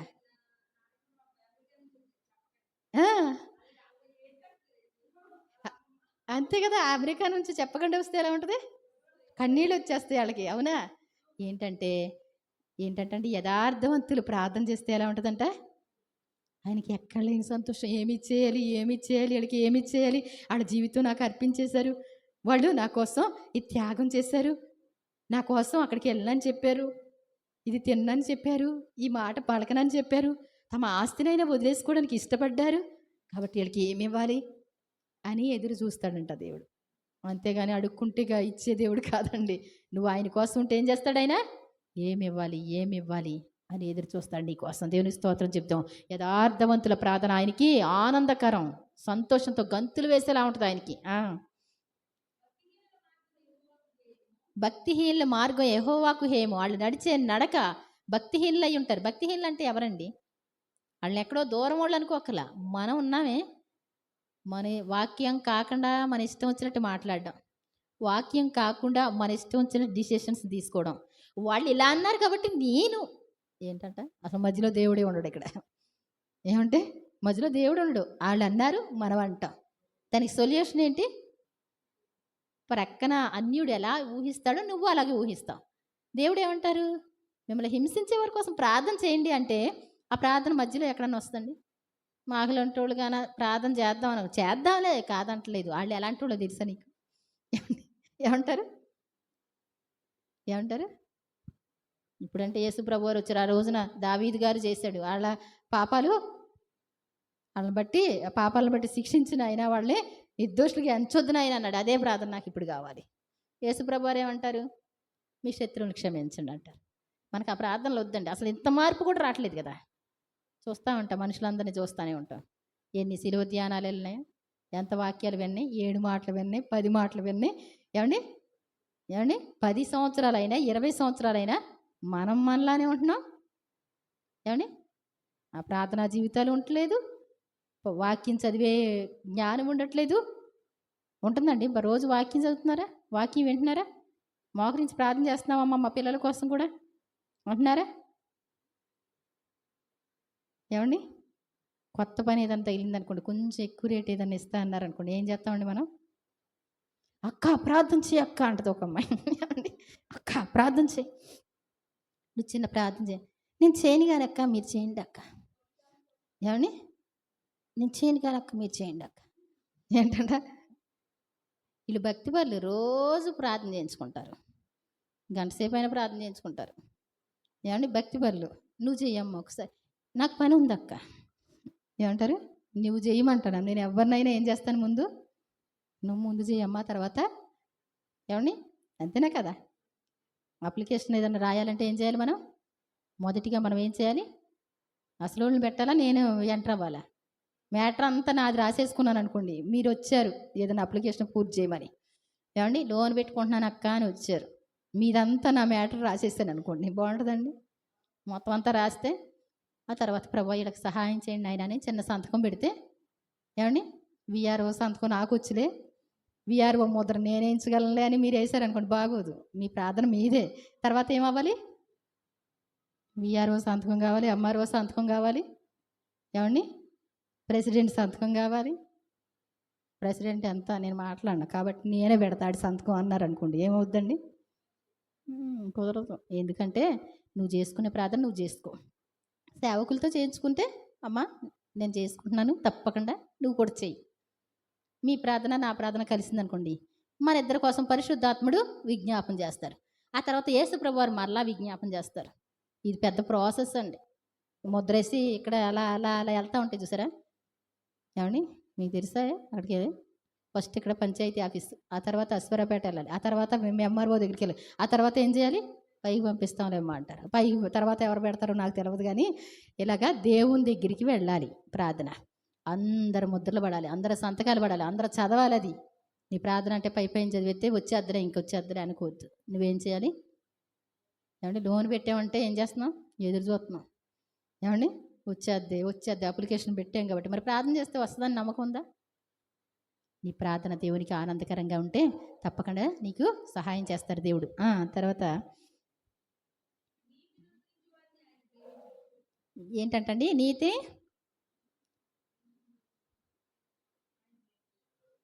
నీతిని అనుసరించే వారిని. నీతిని అనుసరించడం అంటే ఏంటి? దేవుని ఆజ్ఞలు కట్టడలు అనుసరించడమే. దేవుడు ఏది వద్దంటారో అది మానేయడం. దేవుడు ఏది చేయమంటే అలా బైబిల్ చదివితే అర్థం అవుద్దండి. ఏమండి ఒక క్రైస్తవ జీవితాలే, పాస్టర్లే, వాళ్ళు ఎక్కడికి వెళ్తారో, ఎక్కడ తింటారో, ఏం మాట్లాడతారో, ఎలా ఉంటారో, వాళ్ళకి విశ్వాసులకి ఏమాత్రం భేదం ఉండదు. వాళ్ళకి అన్యులకి ఏమాత్రం కూడా భేదం ఉండదు. అలా ఉన్నారు చాలా వరకు. బైబిల్ ఏం చదువుతున్నారు నాకు అర్థం కాదు. ఏమండి అవన్నీ మనం ఇప్పుడు చెప్పుకోవడానికి కుదరదు కానీ అసలు నువ్వు ప్రత్యేకంగా ఉండాలి.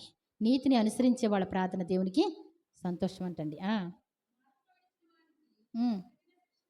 మార్గం విడిచిన వారికి, దేవుని మార్గాలు విడిచిపెట్టేసి మన ఇష్టానుసారంగా ఉంటే కఠిన శిక్షలు పడతాయంట. 15:9 వచ్చిన ఏంటంటే దేవుడు నీకు దగ్గరగా ఉన్నారా దూరంగా ఉన్నారా? నీలో భక్తి ఉంటే దేవుడు దగ్గరగా ఉంటారు. నీవు భక్తిహీనుడిగా ఉంటే దేవుడు దూరస్తుడిగా ఉంటాడు. నీ మాట వినబడదు ఆయనకి, నీ ఫోన్ కలవదు ఆయనకి. అర్థమవుతుందండి? నీ ఫోన్ కలవాలంటే ఏంటి? 10 ఆజ్ఞలు ఉన్నాయండి. ఒక ఆజ్ఞ తప్పిపోయాం ఏమండి, ఒక ఆజ్ఞ తప్పిపోయాం అనుకోండి. ఏమండి తల్లిదండ్రులు సన్మానించమన్నాడు, కోపం వచ్చింది తల్లిదండ్రుల మీద. నేను మాట్లాడిన వాళ్ళతో అసలు, తండ్రి నీవే నాకున్నావు నాయన అంటే ప్రార్థన వెళ్తుందా తేజ? ఒక నెంబర్ పోయింది. ఏమండి ఒక నెంబరు, ఫోన్ నెంబర్లో 10 నెంబర్లో ఒక నెంబర్ పోయింది, 10 ఆజ్ఞలో ఒకటి పోయింది. మన ప్రార్థన వెళ్తుందా? భర్త ఉన్నాడు, ఇష్టం వచ్చినట్టు తిట్టేసాం. ఏమండి తర్వాత వెళ్ళి నువ్వే ఉన్నావు నాయన అంటే 10 నెంబర్లో ఒక నెంబర్ ఎగిరిపోయింది. వెళ్తుందా ఫోను? Wrong call. ఏమండి వేరే నెంబర్ కొట్టారనుకోండి ఏమవుద్ది? రాంగ్ కాల్ అంటాడు. తెలియని భాష మాట్లాడుతూ ఉంటారు. కాబట్టి చాలా జాగ్రత్త. దేవుని నీతిని అనుసరించే వారిగా ఉండాలి. దేవునికి ప్రార్థన చేసేటప్పుడు నీతిగా న్యాయంగా ఉండాలి, పరిశుద్ధంగా ఉండాలి, పవిత్రంగా ఉండాలి. అపవిత్రంగా ఉంటే ఏమవుద్ది? దేవుడు నీ ప్రార్థన ఆలకించలేరు, ఆయన నీలో ఉండలేరు. అపవిత్రమైన దేన్ని ముట్టవద్దు, ముట్టుకోవడం కూడా ముట్టుకోకూడదంట. ఎందుకని? మనం అపవిత్రులుగా ఉండకూడదు, తినకూడదు, ముట్టుకోకూడదు. ఏమండి అపవిత్రమైన ప్లేసులకి మనం వెళ్ళకూడదు. దేవుడు నీలో ఉన్నాడు. దేవుని అభిషేకం నీ మీద ఉంటుంది కాబట్టి నువ్వు ఎక్కడ పడితే అక్కడికి తిరగకూడదు. తర్వాత 28:9 సామెతలు 28:9 అయిపోయిందండి, దగ్గరికి వచ్చింది.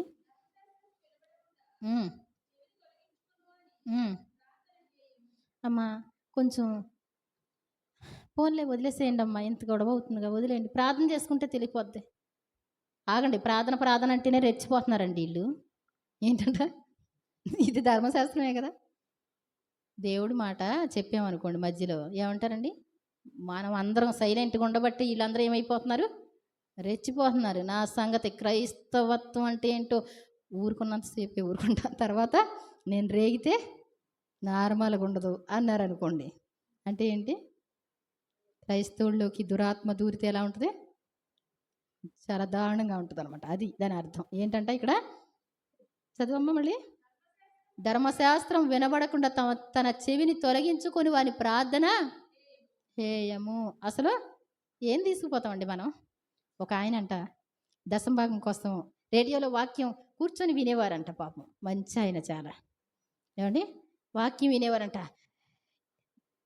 దశమ భాగం అనగానే టెక్మని కట్టేసేవాడు అంటండి ఇలాగా. చాలా సంపాదించాడు. ఆడ పిల్లలు మంచి సేవ చేస్తున్నారు ఇప్పుడైతే. కానీ ఎందుకంత కంగారు ఆయనకి?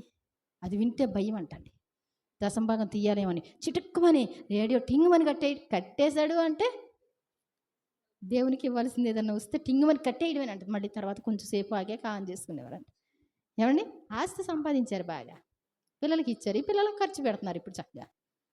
ఏమండి దశమ భాగం తీసుకోలేక దేవుని దగ్గర దొంగలుగా మారారా? అవునా కదా? దేవుడు తర్వాత మార్చుకున్నాడో ఏమో నాకు తెలియదు కానీ అంత భయం ఉంటుంది చాలా వరకు. ధర్మశాస్త్రం వినబడకుండా చెవిని తొలగించుకునేవాడు. వద్దు నేను వెళ్ళలేనంతే. ఏమా నేను వెళ్ళలేనంతే. నేను ఈ సంసారం చేయలేనంతే. మీ ఇష్టం అమ్మ. ఇంకా పోలీస్ స్టేషన్కి వెళ్ళి మీ ఇష్టమైనట్టు చేసేసుకోండి అని చెప్తాను. ఏం చెప్పనండి? ఏమండి పెళ్ళి కాని దానికి మీరు చెప్తారా? ఏమండి పెళ్ళైన వాళ్ళకి నేను చెప్పాలా? ఏమండి మీరు ఒకళ్ళంటే ఒకళ్ళకి ఇష్టం గౌరవం ఉంటుంది, ఇష్టం ఉంటుంది. అస్సలు నేను చూడనక్క, అసలు నాకు వద్దక్క. ఏమండి సరే కొంచెం సేపు ఆగిన తర్వాత అక్క జ్వరం వచ్చింది ప్రార్థన చెయ్యి. ఏంటట చెయ్యక్క ప్రార్థన చెయ్యి. ఇప్పుడు ఇంతకు ముందే ఏమన్నావు? షుగర్ డౌన్ అవుతుంది అక్క ప్రార్థన చెయ్యి. ఇప్పుడు ఏదన్నా అయ్యిందనుకో నా ప్రాణం మీదకి వస్తుంది. మధ్యలో వీళ్ళిద్దరు దెబ్బలాట బాగానే ఉంది. నాకేంటో అర్థం కాదండి ఒక్కొక్కసారి. ఏమండి నేను చెప్పిన మాట ధర్మశాస్త్రం మాట లేకపోతే నా సొంత మాట? ఓన్లీ అమ్మ ఇద్దరు ఫ్రెండ్స్గా ఉండండి అమ్మా, మంచిగా ఉండండి అమ్మా అని చెప్తే అది కుదరదు అంటారు. నేను పడలేను. ఎవరితో చెప్తారు ఈ మాట? దేవుని ప్రతినిధులుగా మేము దేవుని బిడ్డలమే కదా. నాతో చెప్తే ఎవరితో చెప్పినట్టు? చాలా జాగ్రత్త. మళ్ళీ నాకు కుదరదు నేను చేయను అంటారు. మళ్ళీ నీరసం వస్తే ఏంటి? గంట కూడా పట్టదు నన్ను అడిగితే. మళ్ళీ ఫాస్ట్గా మేమే కంగారు పడాలి. చాలా జాగ్రత్త. ధర్మశాస్త్రం వినాలి. తగ్గించుకోండి అంటే తగ్గించుకోవాలి. ప్రార్థన చేయండి అంటే ప్రార్థన చేయాలి. ఒప్పుకోండి అమ్మ అంటే ఒప్పుకోవాలి. అర్థమవుతుందండి? దేవుడు ఏది చెప్తే అది చేస్తే నీ ప్రార్థన దేవుడికి ఆనందకరంగా ఉంటుంది. అలాగే మరి యెషయా గ్రంథం 1వ అధ్యాయం 15వ వచనం.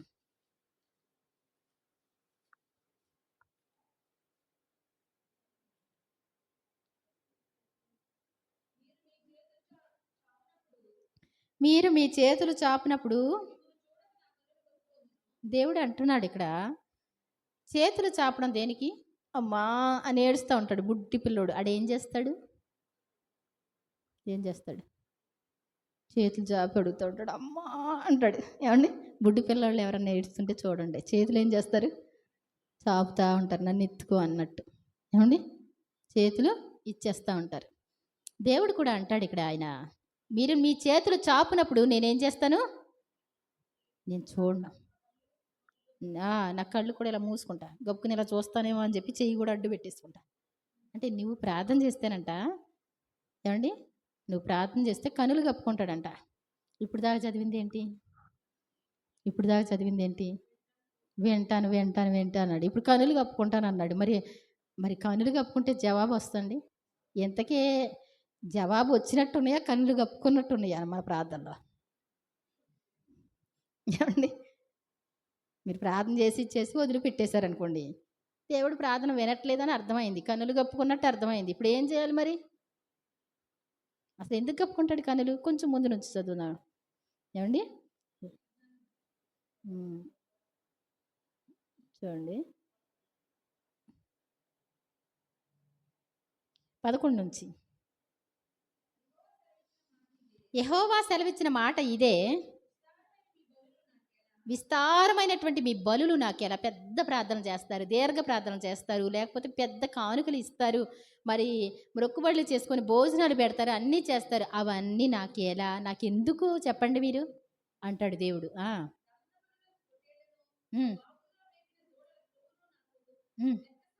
ఇక్కడ చూడండి ఏంటంటే దహన బలుల అగు పొట్టేళ్ళు అంటే మంచివి అవంటండి. తర్వాత బాగా మేపిన దూడల క్రొవ్వును నాకు ఏమైపోయినాయి?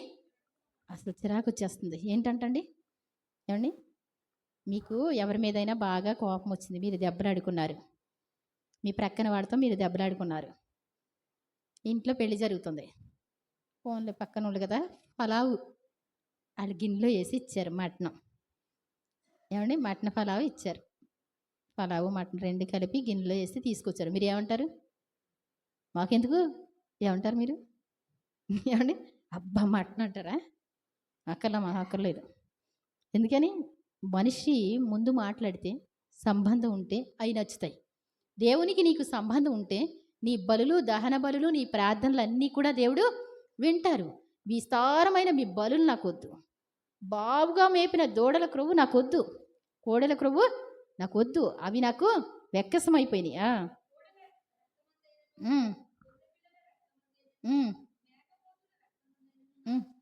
అసలు మీదేది కూడా నాకు ఇష్టం లేదు. ఎందుకని? మీదేది కూడా నాకు ఇష్టం లేదు. బయలుదేరి మెల్లి బయలుదేరి వస్తారు. ఆదివారం వచ్చింది కదా, శనివారం వచ్చింది కదా అని బయలుదేరి వస్తారు కదా. ఎందుకు వచ్చారు? అసలు ఎందుకు వచ్చారు మీరు? ఎవరు అడుగుతున్నారు ఈ మాట? నేను అడగట్లేదు సుమా. ఏమండి, దేవుడు అడుగుతున్నాడు, అసలు ఎందుకు వచ్చావు నువ్వు? ఎన్ని సంవత్సరాల నుంచి వస్తున్నావు నువ్వు? ఎన్ని సంవత్సరాల నుంచి దేవుని మాట నువ్వు వింటున్నావు? అసలు నీ ప్రార్థనలకు జవాబులు వస్తున్నాయా? ఆయనకి నీకు సంబంధం ఉందా? ఆయన మాటలంటే నీకు ఇష్టంగా ఉంటున్నాయా? ఆయనకి నీ ప్రార్థన ఆనందకరంగా ఉంటుందా? నీ ప్రార్థన చేస్తే నీ వైపే చూస్తామన్నాడు ఆయన? తొంగి చూస్తామన్నాడా? లేకపోతే కళ్ళు ఇలా కప్పుకుంటున్నానని చెప్పాడా? నా చేతులతో నా కన్నులు కప్పుకుంటున్నాను అన్నాడా? మీ ప్రార్థన నాకు ఇష్టం లేదు, విసుగొచ్చేసింది అన్నాడా? ఒకసారి మనం గమనించుకోవాలి. ఒకవేళగా ఏమండి, ఈ లోకంలో ఒక తల్లిదండ్రులు సరిగా చూడలేకపోతే, భర్త సరిగా చూడలేకపోతే, బంధువులు కూడా సరిగా చూడలేకపోతే వాళ్ళని వదిలిపెట్టచ్చేమో. కానీ దేవుడు నీకు దూరంగా ఉంటే చాలా కష్టం. ఆయన కన్నులు మూసుకుంటే చాలా కష్టం. ఆయన నీ యందు నాకు ఇష్టం లేదని చెప్తే అది చాలా కష్టమైనటువంటి మాట. నువ్వేం చేయాలి? దానికి సొల్యూషన్ ఉందా అంటే, అసలు ప్రార్థనకి జవాబు రావట్లేదంటే ఆయన నా వైపు చూడట్లేదా? ఆయన స్పందించట్లేదా నా వైపు? నువ్వు చేసిన ప్రార్థన సేమ్ నువ్వు ప్రార్థన చేస్తే జరుగుతుంది, వచ్చింది అంటే నీ వైపు చూస్తున్నాడు. నీ ప్రార్థనకి జవాబు రావట్లేదంటే ఆయన చూడట్లేదు. అసలు దానికి కారణం ఏంటి? నేను ఏ పాపం చేశా, ఏ తప్పు చేశాను అనేటువంటిది నీకు కావాలి. అంతేగాని ఆయన పక్షపాతి కాడు. ఆయన ఒకళ్ళని ప్రేమించి ఒకళ్ళని ద్వేషించే దేవుడు కాదు. వాళ్ళ ప్రార్థనకు వచ్చింది జవాబు, మన ప్రార్థనకు రాలేదు, అంతేలే. అలాంటి కోపాలు నీకు ఉండకూడదు. కయ్యేని కోపాలు నీకు ఉండకూడదు. అసలు ప్రభువా, నేను ప్రార్థన చేస్తున్నాను, మీరు ఎందుకు వింటలేదు ప్రభువా? నా జీవితం మార్చబట్ల ఏమైనా తప్పు ఉందంటారా? నేను చేసిన ప్రార్థనలో ఏమైనా పొరపాటు? ప్రభువా, ఆనువాయితీ ప్రార్థనలో ఏమంటారు? ఏమైనా నేను చేసిన ఈ ప్రార్థనలో పొరపాట్లుంటే, తప్పులుంటే ఈ ప్రార్థనలో కాదు, ఇప్పుడు అన్న ప్రార్థనలో కాదు, నీ జీవితంలో ఉన్నటువంటి పొరపాట్లుంటే, తప్పులుంటే వాటిని సరిదిద్దుకోవాలి మొదటిగా. అప్పుడు దేవుని సన్నిధిలో ప్రార్థన సరవుతుంది. కాబట్టి మరి ఆయన కన్నులు కప్పుకున్న విషయం నీకు అర్థమైతే గనక ఈరోజు ఏం చేయాలి అడుగుదాం. తర్వాత చదవండి. పనికి రాకుండా పోతుంది. మీరు ఎంతో కష్టపడి చేస్తున్నారుగా, ప్రార్థనకు వస్తున్నారు, ప్రార్థన చేస్తున్నారు, పొద్దున్న లేచి పాటలు పాడుతున్నారు, ఏమండి, కానుకలు వేస్తున్నారు, దశంభాగాలు తీస్తున్నారు, ఇస్తున్నారు, మరి భోజనాలు ప్రార్థనలు పెట్టుకుంటున్నారు. ఇవన్నీ కూడా వ్యర్థమైపోతున్నాయి. పనికి రావట్లా. పనికి రాకుండా పోతే మంచిదండి? ఏమండి, మంచిదా? అర్థమవుతుందా నేను చెప్పేది? ఆలోచిస్తున్నారా? ఏమండి, కానుకలన్నీ కూడా పండక్కి ఎంతో కష్టపడి తెచ్చుకుంటారు కానుకలు. ఏమండి, ప్రతి వారం కూడా పనులు మానుకొని దేవుని సన్నిధికి వస్తున్నారు. ఇదంతా వ్యర్థం అంటే ఎలా ఉంటుంది? ఎందుకు వ్యర్థం అవుతుంది అసలు లెక్క? ఏం చెయ్యాలి అసలు వ్యర్థం కాకుండా ఉండాలంటే? ఆయన ఆనందపడాలంటే నేనేం చేయాలి అనేటువంటిది ఒక్కసారి ఆలోచించాలి. మన దేవుడు చెప్తున్నారు. అది నాకు అసహ్యం పుట్టించే దోపట్నం. ఏదైనా సరే మిల్లులు, బలులు, నైవేద్యాలు అన్నీ తీసుకొస్తున్నారు. నాకు అసహ్యమే వేస్తుంది. అస్సలు ఇష్టం ఉంటలే. నాకు చూడడానికి కూడా వికారంగా ఉంటుంది. ఇంకెక్కడన్నా తేవద్దు మీరు ఎవరు కూడా, దండం పెడతా మీకు, తేకండి అంటున్నాడు దేవుడు.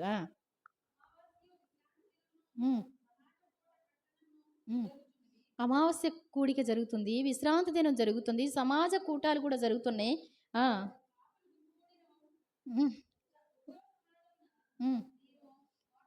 ఇక్కడ చూడండి, పాపులు గుంపు కూడినటువంటి ఉత్సవ సమాజాన్ని నేను ఓర్చజాలను. ఎందుకు వస్తున్నారు మీరు? అసలు వింటున్నారా దేవుని వాక్యం?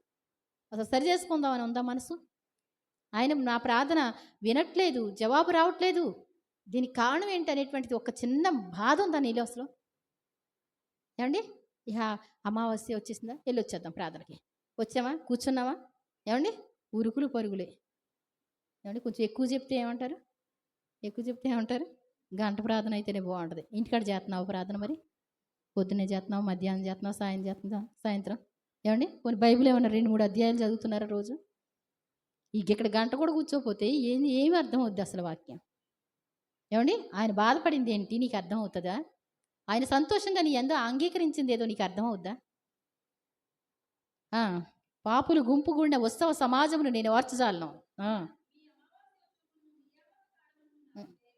చూడండి, దేవుడు ఏమన్నారు? నా నియామక కాలాలు తప్పకుండా చేయాలన్న దేవుడు ఇప్పటికి వచ్చేసరికి ఏమంటున్నారు? ద్వితీయోపదేశకాండం, లేవియాకాండం, ఏమండి ఈ సంఖ్యాకాండాలు ఎక్కడ చూసినా సరే పండుగలు, నియామక కాలాలు కావాలి కావాలి రావాలి, మీరు అన్నీ తెచ్చుకోండి, దీవిస్తాను అని చెప్పిన ఆయన ఇక తేవద్దు, వద్దు, మీరు గడప దొక్కొద్దు, గుమ్మం దొక్కొద్దు. అసలు మీకు ఏమైంది ప్రభువా, ఎందుకని ఇలా ఉన్నారు ప్రభా అంటావా? వద్దన్నాడండి. అక్కర్లేదండి మనకి. ఏమండి? తిన్నారు, ఏం చేశారో మనకు తెలియదు, అక్కడ తీసుకెళ్ళి పడేయడమే. ఏమండి?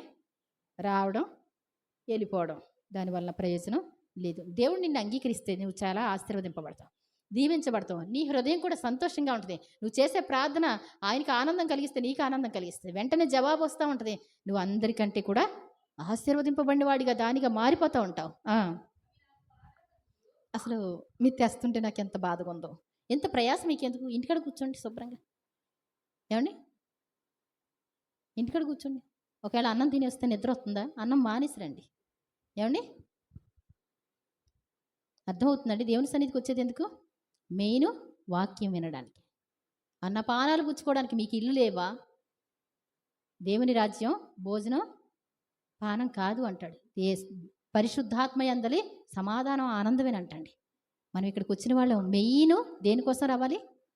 వాక్యం కోసం రావాలి. ఏదో హట్నెన్స్ పట్టి కాదు, ఇక్కడ భోజనం చేస్తే కాదు, ఆ మంచినీళ్ళు తీసుకెళ్ళి ఇంటికాడ ఇస్తే కాదు. ఏమండి? నువ్వు వాక్యం వినాలి. ఆయన మాట ఏంటి? ఆయన ఎందుకు బాధపడుతున్నాడు నీ విషయంలో? నిన్ను ఆశీర్వదించాలనుకున్న ఆయన, నా కుమారుడు పెద్ద చదివితే బాగుండు అనుకుంటే వాడు చదవకపోతే తండ్రికి ఎంతో బాధ. తండ్రికి నీవు ప్రయోజనకరుడిగా కాకపోతే తండ్రికి ఎంతో బాధ ఉంటుంది. నిన్న ఒక వచ్చిన మెసేజ్లో పెట్టారు, ఏంటి కేక్ కట్ చేస్తున్నారు. ఎందుకు అంటే 10th ఫెయిల్ అయ్యాడండి. ఇదేంటి అంటారా మీరు? అంటే తండ్రి హృదయం ఉప్పొంగిపోయి ఏమండి కేక్ కట్ చేశాడు అంటారా? లేకపోతే కేక్ కట్ చేయడానికి ఫెయిల్ అయినప్పటికీ కూడా కేక్ కట్ చేయడానికి కారణం ఏంటి అని ఆలోచిస్తారా? నాకు తెలియక అడుగుతున్నా. మా అబ్బాయి అండి ఫెయిల్ అయ్యాడండి అని చెప్పుకొని కేక్ కట్ చేస్తాడా? కాదు. వాడి ఫలించాలనే ఆశ, పాస్ అవ్వాలనే ఆశ. కానీ వాడు చచ్చిపోవడం కంటే కూడా వాడు బ్రతికుండడం నాకు ఇష్టం. వాడు ఏమండి ఇప్పుడు 1 కేజీ కేక్ తీసుకొచ్చి కట్ చేశాడు. పాస్ అయితే ఏం చేస్తాడు? 10 కేజీలు తెస్తాడు వాడు. ఏమండి? అసలు నిన్ను ఎంత ప్రేమిస్తున్నాడు అర్థం చేసుకో ముందు. తండ్రి మనసుగా మా నానండి ఫెయిల్ అయితే కట్ చేయించాడండి. అసలు అందుట్లో ఉన్న అర్థం ఏంటో నీకు అర్థమైతే అర్థం అవుద్ది. ఈసారి ఫెయిల్ అవ్వు, ఇంకా ఏమండి ఫెయిల్ అవ్వు, ఇంకా నిన్ను శిక్షించలేదంటే అర్థం ఏంటి? గంతులేమని కాదు, ఇంకా బెస్ట్ మార్కులు తెచ్చుకోవాలని, చదువుని ఇంకా కసిగా చదవాలని వాళ్ళ నాన్న కేక్ కట్ చేశాడు. అది గుర్తుపెట్టుకోవాలి. ఇక్కడ అంటాడు ఆయన, మీ అమావాస్యలు, మీ విశ్రాంతి దినాలు ఇవన్నీ కూడా నాకు ఇష్టం లేదు. అసలు చెయ్యమని రూల్గా ఉంది కదా, ఎందుకని ఇలా చెప్పాడు అంటే మీ పాటలు పిచ్చి పాటలు. ఏమండి? పిచ్చి పనులు, పిచ్చి పాటలు కాదండి. అసలు మనుషులు ఏమండి యూట్యూబ్లో ఆన్ చేసినా లేకపోతే ఇన్స్టాగ్రామ్లో ఆన్ చేసినా ఆన్ చేసినా దరిద్రత కాకపోతే ఏముందండి? మనుషులు చాలా వరకు ఏమైపోయారు? అసలు ఆ పరిస్థితే మారిపోయింది, చెడిపోయింది లోకం, చెడిపోయిందండి. ఎందుకని చెడిపోయింది? వాళ్ళు ఇంకా పాపం చేయాలని కోరుకుంటూ ఉంటారంట. కాబట్టి మనం చెడిపోయేవారిగా ఉండకూడదు. దేవుని సన్నిధికి వచ్చినటువంటి మనకి నియామక కాలాలు, విశ్రాంతి దినాలు వారు రాలేదు కాబట్టి పండగల్లాగా వచ్చేసినాయి అంట. పండగకు వచ్చినటువంటి చుట్టాలు ఎలా వస్తారండి? పెళ్ళికి చుట్టాలు వస్తూ ఉంటారు. ఎటు వస్తారండి? ఇటు ఒకడు వస్తాడు, ఇటు ఒకటి వస్తాడు, అటు కారు వస్తుంది, ఇటు కారు వస్తుంది. అలాగ వచ్చినట్టు ఏమొచ్చేస్తాయి అంటే నష్టాలు వచ్చేస్తాయి, దరిద్రతలు వచ్చేస్తాయి, కష్టం వచ్చేస్తుంది. అన్నీ కలిసి వచ్చినప్పుడు ఏమైపోద్ది? అంతా కలిసి వస్తుంది. నష్టం వచ్చినప్పుడు ఏమైపోద్ది? విలాప వాక్యాలు 1వ అధ్యాయం, నీ ప్రవక్తలందరూ కూడా నిన్ను తప్పుదారి పట్టించారు. నువ్వు చేసిన అతిక్రమాలు నీతో చెప్పలేదు కాబట్టి ఒకే రోజు ఏమైపోయినాయి? శిక్షలన్నీ నీ మీదకి వచ్చినాయి. అయ్యో సియోను కుమారి, నీ యొక్క ఉపద్రవాన్ని దేనితో పోలుస్తాను? సముద్రంతో పోలుస్తాను. సముద్రం అంత బాధ అంటండి. అర్థమవుతుందండి? నియామక కాలాలు చేయకపోతే ఇంత బాధపడినటువంటి దేవుడు, ఇన్ని కష్టాలకి అప్పచెప్పిన దేవుడు, 70 ఏళ్ల చెరకి అప్పచెప్పినటువంటి దేవుడు ఈ రోజున ఏంటంట? మీ నైవేద్యం వేద్దాం, మీ అమావాస్య, మీ విశ్రాంతి దినం, అవన్నీ నాకొద్దు, మీ పాటలు నాకొద్దు. ఎందుకని అంత బాధపడుతున్నారు మీరు? మీకు ఏమండి, నాకు వద్దు అన్నాడు భర్త. ఆకలేయట్లేదు కాబోలు అందనుకోండి. కోపం వచ్చినప్పుడు ఆకలేదండి. ఏమండి, కోపం వచ్చింది కాబట్టి ఆకలేదు. సారీ అండి, నేను తెలియక అన్నాను అంటే ఏం చేస్తాడు? తినేస్తాడు కంచం నిండా. ఏమండి, మా ఆయన గారికి ఆకలి ఎదిగేది కాబోలు మళ్ళీ పని చేసుకుంటా ఉందనుకోండి, అప్పుడు ఏమవుద్ది? మన వీపు సాప్ అవుద్ది కాసేపట్లో. అవుద్దా? భర్త కొంచెం సేపు ఆగిన తర్వాత ఇంకో మాట ఏదన్నా అందనుకోండి, పట్టించుకోకుండా అన్నం తినమని బ్రతిమలాడకుండా ఇంకో మాట అందనుకోండి, అప్పుడు ఏం చేస్తారు? కొడతారా కొట్టరా? అందరు నవ్వుతున్నారు, ఏంటో నాకేం అర్థం కాదా? ఏమండి, ఎవరైనా అంతే కదా. ఆ కోపం వచ్చినప్పుడు నువ్వేం చేయాలి? చల్లార్చాలి కోపాన్ని. ఆ మంటకి ఏం చేయాలి? ఏమైంది నీకు, ఎందుకు తినలేదు నువ్వు అన్నారనుకోండి, ఇంకొంచెం సేపు ఆగితే అసలు బాగోదనమాట. గుర్తుపెట్టుకోవాలి. దేవుడు అంటాడు, మీ పాటలు కూడా నాకు ఇష్టం లేదు. మనం పాడే పాటలు మనకి ఆయనకి ఇష్టం లేకుండా ఉంటాయి అంటండి.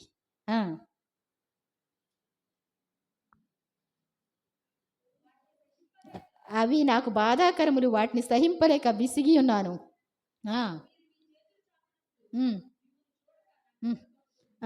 ఇప్పుడండి, ఎందుకు అంటే మీ ఇష్టం వచ్చినట్టు మీరు చేస్తున్నారు కదా. నేను చెప్పింది ఒకటి, మీరు చేసేది ఒకటి. ఇలా చేయండి అమ్మ అంటే ఇలా చేయట్లేదు, అలా చేయండి అంటే అలా చేయట్లేదు. అన్నీ కూడా మీ ఇష్టానుసారం చేస్తారు. పైన ఏంటంత? విశ్రాంతి దినం, అమావాస్య, ఆజ్ఞలు కట్టడలు, పెద్ద సంఘం, మంచి సంఘం, ఆజ్ఞలు కట్టడలు గల సంఘం పేరు మాత్రం చెప్పుకుంటున్నారు. అందుకే విసిగిపోయి ఉన్నా, బాధాకరంగా ఉన్నాయి. మీరు ప్రార్థన చేస్తే నేను వినట్లేదు, కళ్ళు కప్పుకొని ఉన్నాను ఇలా.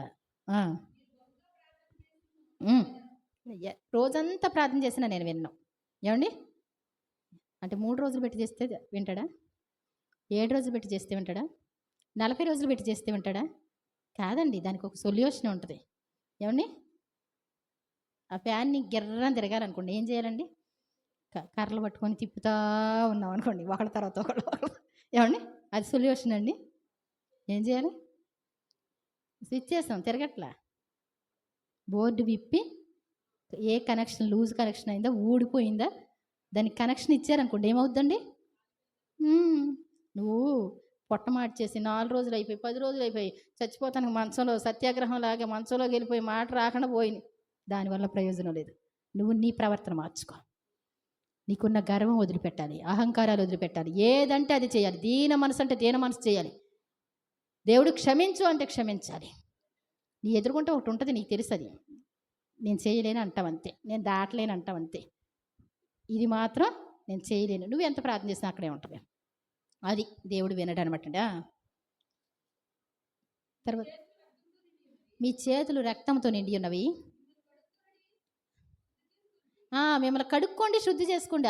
ఆ రక్తం, ఆ బలులు అర్పించినవి, లేకపోతే అసూయలు, ద్వేషాలు, కలహాలు అన్నీ పెట్టేసుకొని నాకు నైవేద్యం పెడితే నాకు అసహ్యం అండి బాబు అంటున్నాడు దేవుడు.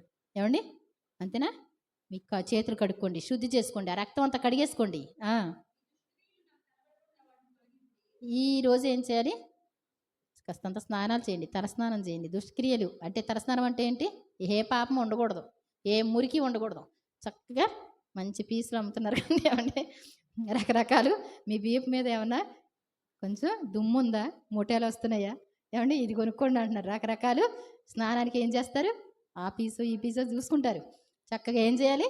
వేడి నీళ్ళు తలస్నానానికి పెట్టుకొని ఏం చేయాలి? చక్కగా తలస్నానం చేసి తెల్లటి బట్టలు ధరిస్తే హాయిగా ఉంటుంది ప్రాణం. ఎవరైనా మీతో కూర్చొని మాట్లాడడానికి ఎంతో సంతోషంగా ఉంటుంది. కాబట్టి ఈరోజు దేవుడు చెప్తున్నాడు, నీ చేతులు కడుక్కో, మీ రక్తాన్ని తొలగించు. ఏమండి, నువ్వు చేసిన పనులు, ఎదటి వాళ్ళని బాధ పెట్టావా, అవన్నీ తొలగించు. అప్పుడు నీ ప్రార్థనలు వింటాడు దేవుడు. ఈ తలస్నానాలు అంటే ఏంటి? కీడు చేయడం మానేసేయాలి, మేలు చేయడం నేర్చుకో. న్యాయం అనేటువంటిది జాగ్రత్తగా విచారించు. ఏంటంటే హింసింపబడేవాళ్ళు ఎవరైనా ఉంటే గనక నువ్వేం చేయాలి? అలకలగా జరగాలి అన్నావో నీకొచ్చేద్ది అంతే. ఏవండి? చాలా జాగ్రత్త. తండ్రి లేని వారికి ఎవరైనా ఉన్నారు అంటే నువ్వేం చేయాలి? నాకెందుకులే అనుకోకూడదు.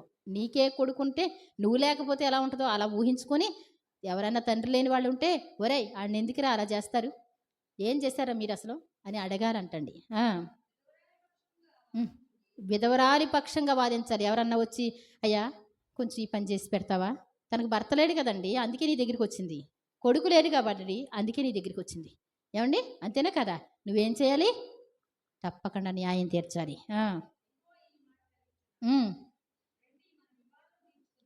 రండి, ఈ రోజు నుంచి రండి. నా చేతులు కప్పుకున్న సంగతి ఏంటో నేను చెప్తాను. మీ ప్రార్థనలు వినకపోయిన సంగతి ఏంటో నేను చెప్తాను. ప్రతి అమావాస్య విశ్రాంతి దినాలు ప్రార్థనకు వచ్చానని చెప్తున్నారుగా, రండి ఒకసారి అవన్నీ వాదిద్దాం. ఒకసారి వాదించిన తర్వాత మీరు ఇలా ఉన్నారు కాబట్టి నేను ఇలా మీ ప్రార్థన వినట్లేదు అని ఆయన చెప్తారు ఆ జడ్జిమెంట్లో. అప్పుడు ఏం చేస్తారు? మరి మీ పాపములు రక్తం వలె ఎర్రని వైన హిమం వలె తెల్లబడును ఈ రోజు నేను చెప్తాను. అప్పుడు మీరు వాటన్నిటిని ఒప్పుకొని ప్రార్థన చేస్తే, సరి చేసుకోగలిగితే అప్పుడు ఏంటంటండి, కెంపు వలె ఎర్రని వైన గొరుబొచ్చు వలె తెల్లని వగును. మీరు సమ్మతించిన మాట విన్యాళ్ళ భూమి యొక్క మంచి పదార్థాలు అనుభవిస్తారు. సమ్మతింపక తిరుగుబడితే ఖడ్గం పాలవుతారు. చాలా జాగ్రత్త. మనం ఎంత ప్రార్థన చేస్తే ఆయనకి చాలా ఇష్టం అండి మన ప్రార్థన అంటే. కానీ అది భక్తిహీనుల ప్రార్థనగా ఉండకూడదు. మరి ప్రార్థనకి జవాబు రాని ప్రార్థనలుగా ఉండకూడదు. దేవునితో సంబంధం లేనటువంటి వాళ్ళు ప్రార్థన చేయలేరు. దేవుని మాట మేము వింటున్నామని చెప్పి బైబిల్ చదవని వాళ్ళు, లేకపోతే వాక్యాలు వినని వాళ్ళు ఆయనతో సంబంధం లేదు. గుర్తుపెట్టుకోవాలి. బైబిల్తో నీకు సంబంధం ఉంటే దేవుడు నీతో మాట్లాడుతున్నాడు. నువ్వు ప్రార్థన చేస్తే దేవునితో నీకు సంబంధం ఉంది. నువ్వు పాటలు పాడుతున్నావు అంటే దేవుని కార్యాలను బట్టి నువ్వు ఆనందిస్తున్నావు. ఆనందం ఉన్నవాళ్ళు మాత్రమే పాట పాడగలరు. సంతోషం ఉన్నవాడు మాత్రమే పాడగలరు. ఇంకా చాలా చక్కటి ఉన్నాయి, కానీ వివరణ కొంచెం ఎక్కువ అయి ఉండొచ్చు. కానీ మరి మీకు అర్థమైందండి ఇప్పుడు? ఏమండి? మీరు దేవుని మాట వినాలి అంటే బైబిల్ చదవాలి. మీరు ప్రార్థన చెయ్యాలి ఆయనతో కలిసి ఉన్నట్టు. మీరు పాటలు పాడాలి, అది ప్రార్థనలకి జవాబు వచ్చినప్పుడు సంతోషంగా పాటలు వస్తాయి. ఈ మూడు లేనటువంటి వాళ్ళు ఏదో పైకి వచ్చి కూర్చొని కొంచెం సేపు అంత బాధపడి కూర్చోకండి. దేవుడు చెప్తున్నాడుగా, రావక్కర్లా ఉండక్కర్లేదా అంటున్నాడు. మీరు సరి చేసుకోగలిగితే, ఆయనకి మీకు డీల్ కుదిరితే, ఆయన మీ ప్రార్థనలు ఆలకించాలి అంటే మీరు ఆయన చెప్పినట్లు చేయాలి. నేను ఇలా చేయలేను అంటే ఇంకా రావక్కల ప్రార్థనకి. ఇక్కడ అర్పణ కూడా వేయక్కర్లేదంట, కానుక కూడా వేయక్కర్లేదని యేసుప్రభు వారు చెప్పారు. మీరు ఎవరైనా సమాధానాలు లేనటువంటి పరిస్థితుల్లో ఉంటే కనుక ఎవరితోనైనా ఇక్కడ అర్పణ వేయక్కర్లేదంట, కానుకలు వేయకుండా వెళ్ళిపోవచ్చు చక్కగా. రొటీన్గా ఏమండి? ఈ యొక్క రూల్గా అన్నట్టు వేయడం కాదు. మీరేం చేయాలి? గుర్తుపెట్టుకోండి. ప్రభువా మా ప్రార్థనలకు ఇస్తారు మీరు, కానీ నా జీవితంలో ఇంతవరకు మేళ్ళు లేవు, ఆశీర్వాదాలు లేవు. నేను పడిన చోట్లోనే ఉండిపోతున్నాను. నాకు ఏది ప్రార్థన చేస్తున్నాను కానీ జవాబు రావట్లా. ప్రతీది కూడా అసలు వాక్యం వినకుండా చేస్తున్నాను. ఈ రోజు నుంచి రోగాలతో ఉండిపోతున్నాను. రోగం అంటే హాస్పిటలే గుర్తొస్తుంది. ఏమండి? హాస్పిటలే గుర్తొస్తుంది, మెడిసినే గుర్తొస్తుంది. యేసుప్రభు ఏంటి? క్యాన్సర్ ఎంత చిటికిమనిపోయింది. యేసుప్రభు 39 కొరడా దెబ్బలు ఎందుకు పడ్డారు? నేను స్వస్థపరచడం కోసం. నీ వెల ఎందుకు చెల్లించారు? నేను స్వస్థపరచడం కోసం. అదేమి ఉత్తిది కాదండి. మామూలు ఏమైనా ఫెయిల్ అవ్వచ్చేమో కానీ యేసుప్రభు త్యాగం ఫెయిల్ అవ్వదు. నువ్వు ఆయన వైపు చేతులు చాపితే, నీ మూలుగులు ఆయన వింటే స్పాట్లో నీకు జవాబు వచ్చేస్తాయి. తప్పకుండా బ్రతిమలాడదాం. ఒకవేళ పొరపాట్లు ఉంటే నాకు తెలియచేయండి, తప్పులుంటే తెలియచేయండి. ఈరోజు నేను సరి చేసుకుంటాను. ప్రభువా నన్ను క్షమించండి. ప్రభువా ప్రార్థన చేస్తున్నాను కానీ జవాబు రాక ఎంతో వేదన పడుతున్నా. కుమారి ప్రార్థన చేస్తే, ఇంకో పాస్టర్ గారు ప్రార్థన చేస్తే, ఇంకో పాస్టర్ గారు ప్రార్థన చేస్తే అనుకుంటున్నాను, కానీ అప్లికేషన్లో తప్పు ఉంది. ఆడు సంతకం పెడితే వెళుతుందండి? ఏమండి? వెళుతుందా? అప్లికేషను మీది సరిగా లేదనుకోండి, ఎంఆర్ఓ గారితో సంతకం పెట్టించారు, పైకి వెళ్ళిన తర్వాత మ్యాటర్లో తేడా ఉంది, ఉంటుందండి. చాలా జాగ్రత్త. చిన్న రెండోసారి ఇలా అన్నాం అనుకోండి పెనతో, అది కూడా వద్దంట. ఏమండి? కరెక్ట్గా ముందే జాగ్రత్త పడి రావాలి దేవుని సన్నిధికి. అర్థమవుతుందండి? పిచ్చిగా ప్రార్థన చేసేసి వచ్చామా వెళ్ళామా తెలియకుండా యేసుప్రభు ఏమండి ఏది చెత్తబొట్టలో పడేసినట్టు ఆ ప్రార్థనలు కూడా అలా పడేసి వచ్చేస్తే ఫలిస్తాయి అనుకుంటున్నారా? చాలా జాగ్రత్త. అడుగుతాం దేవుణ్ణి, ప్రభువా నా పొరపాట్లు క్షమించండి, నా తప్పులన్నీ క్షమించండి. ఏయన్నా ఉన్నాయేమో, ఉన్నాయేమో కాదు నీకు తెలుసు. ఏవండి? ఉన్నాయేమో అంటాం కదా! మనం ఏమంటాం? నీకు ఇష్టం లేనియి ఏమన్నా ఉన్నాయేమో అసలు నీకు నీకు తెలీదా? తెలీదండి? తెలుస్తది. అంటే కొన్ని ఎక్కడో ఒకటి తెలియనటువంటిది ఏంటి అంటే, ఏదో దాగి ఉన్నది ఏమన్నా కప్పబడిపోయింది ఏమన్నా తెలీదేమో గానీ, ప్రెజెంట్ నీకు నిన్ను అడ్డగిస్తుందేదో నీకు తెలుసు. ఈ పాపం నువ్వు చేయకుండా ఉండలేకపోతున్నానన్నది తెలుసు. ఈ తిండి తినకుండా ఉండలేకపోతున్నానన్నది తెలుసు నీకు. చాలా జాగ్రత్త. ఏయన్నా ఉన్నాయేమో అనొద్దు తెలియనట్టు. ప్రభువా ఈ పాపం నేను చేస్తున్నాను. ఈ తప్పు నేను చేస్తున్నాను. ఈ మాటలు గర్వపు మాటలు నేను పలుకుతున్నాను. ప్రభువా సమాధానం లేని పరిస్థితుల్లో కూడా నా ఇష్టం వచ్చినట్టు తిట్టేసి వచ్చేసి ప్రార్థన చేస్తున్నాను. మీకు ఆయాసం కలిగిస్తున్నాను. నన్ను క్షమించండి.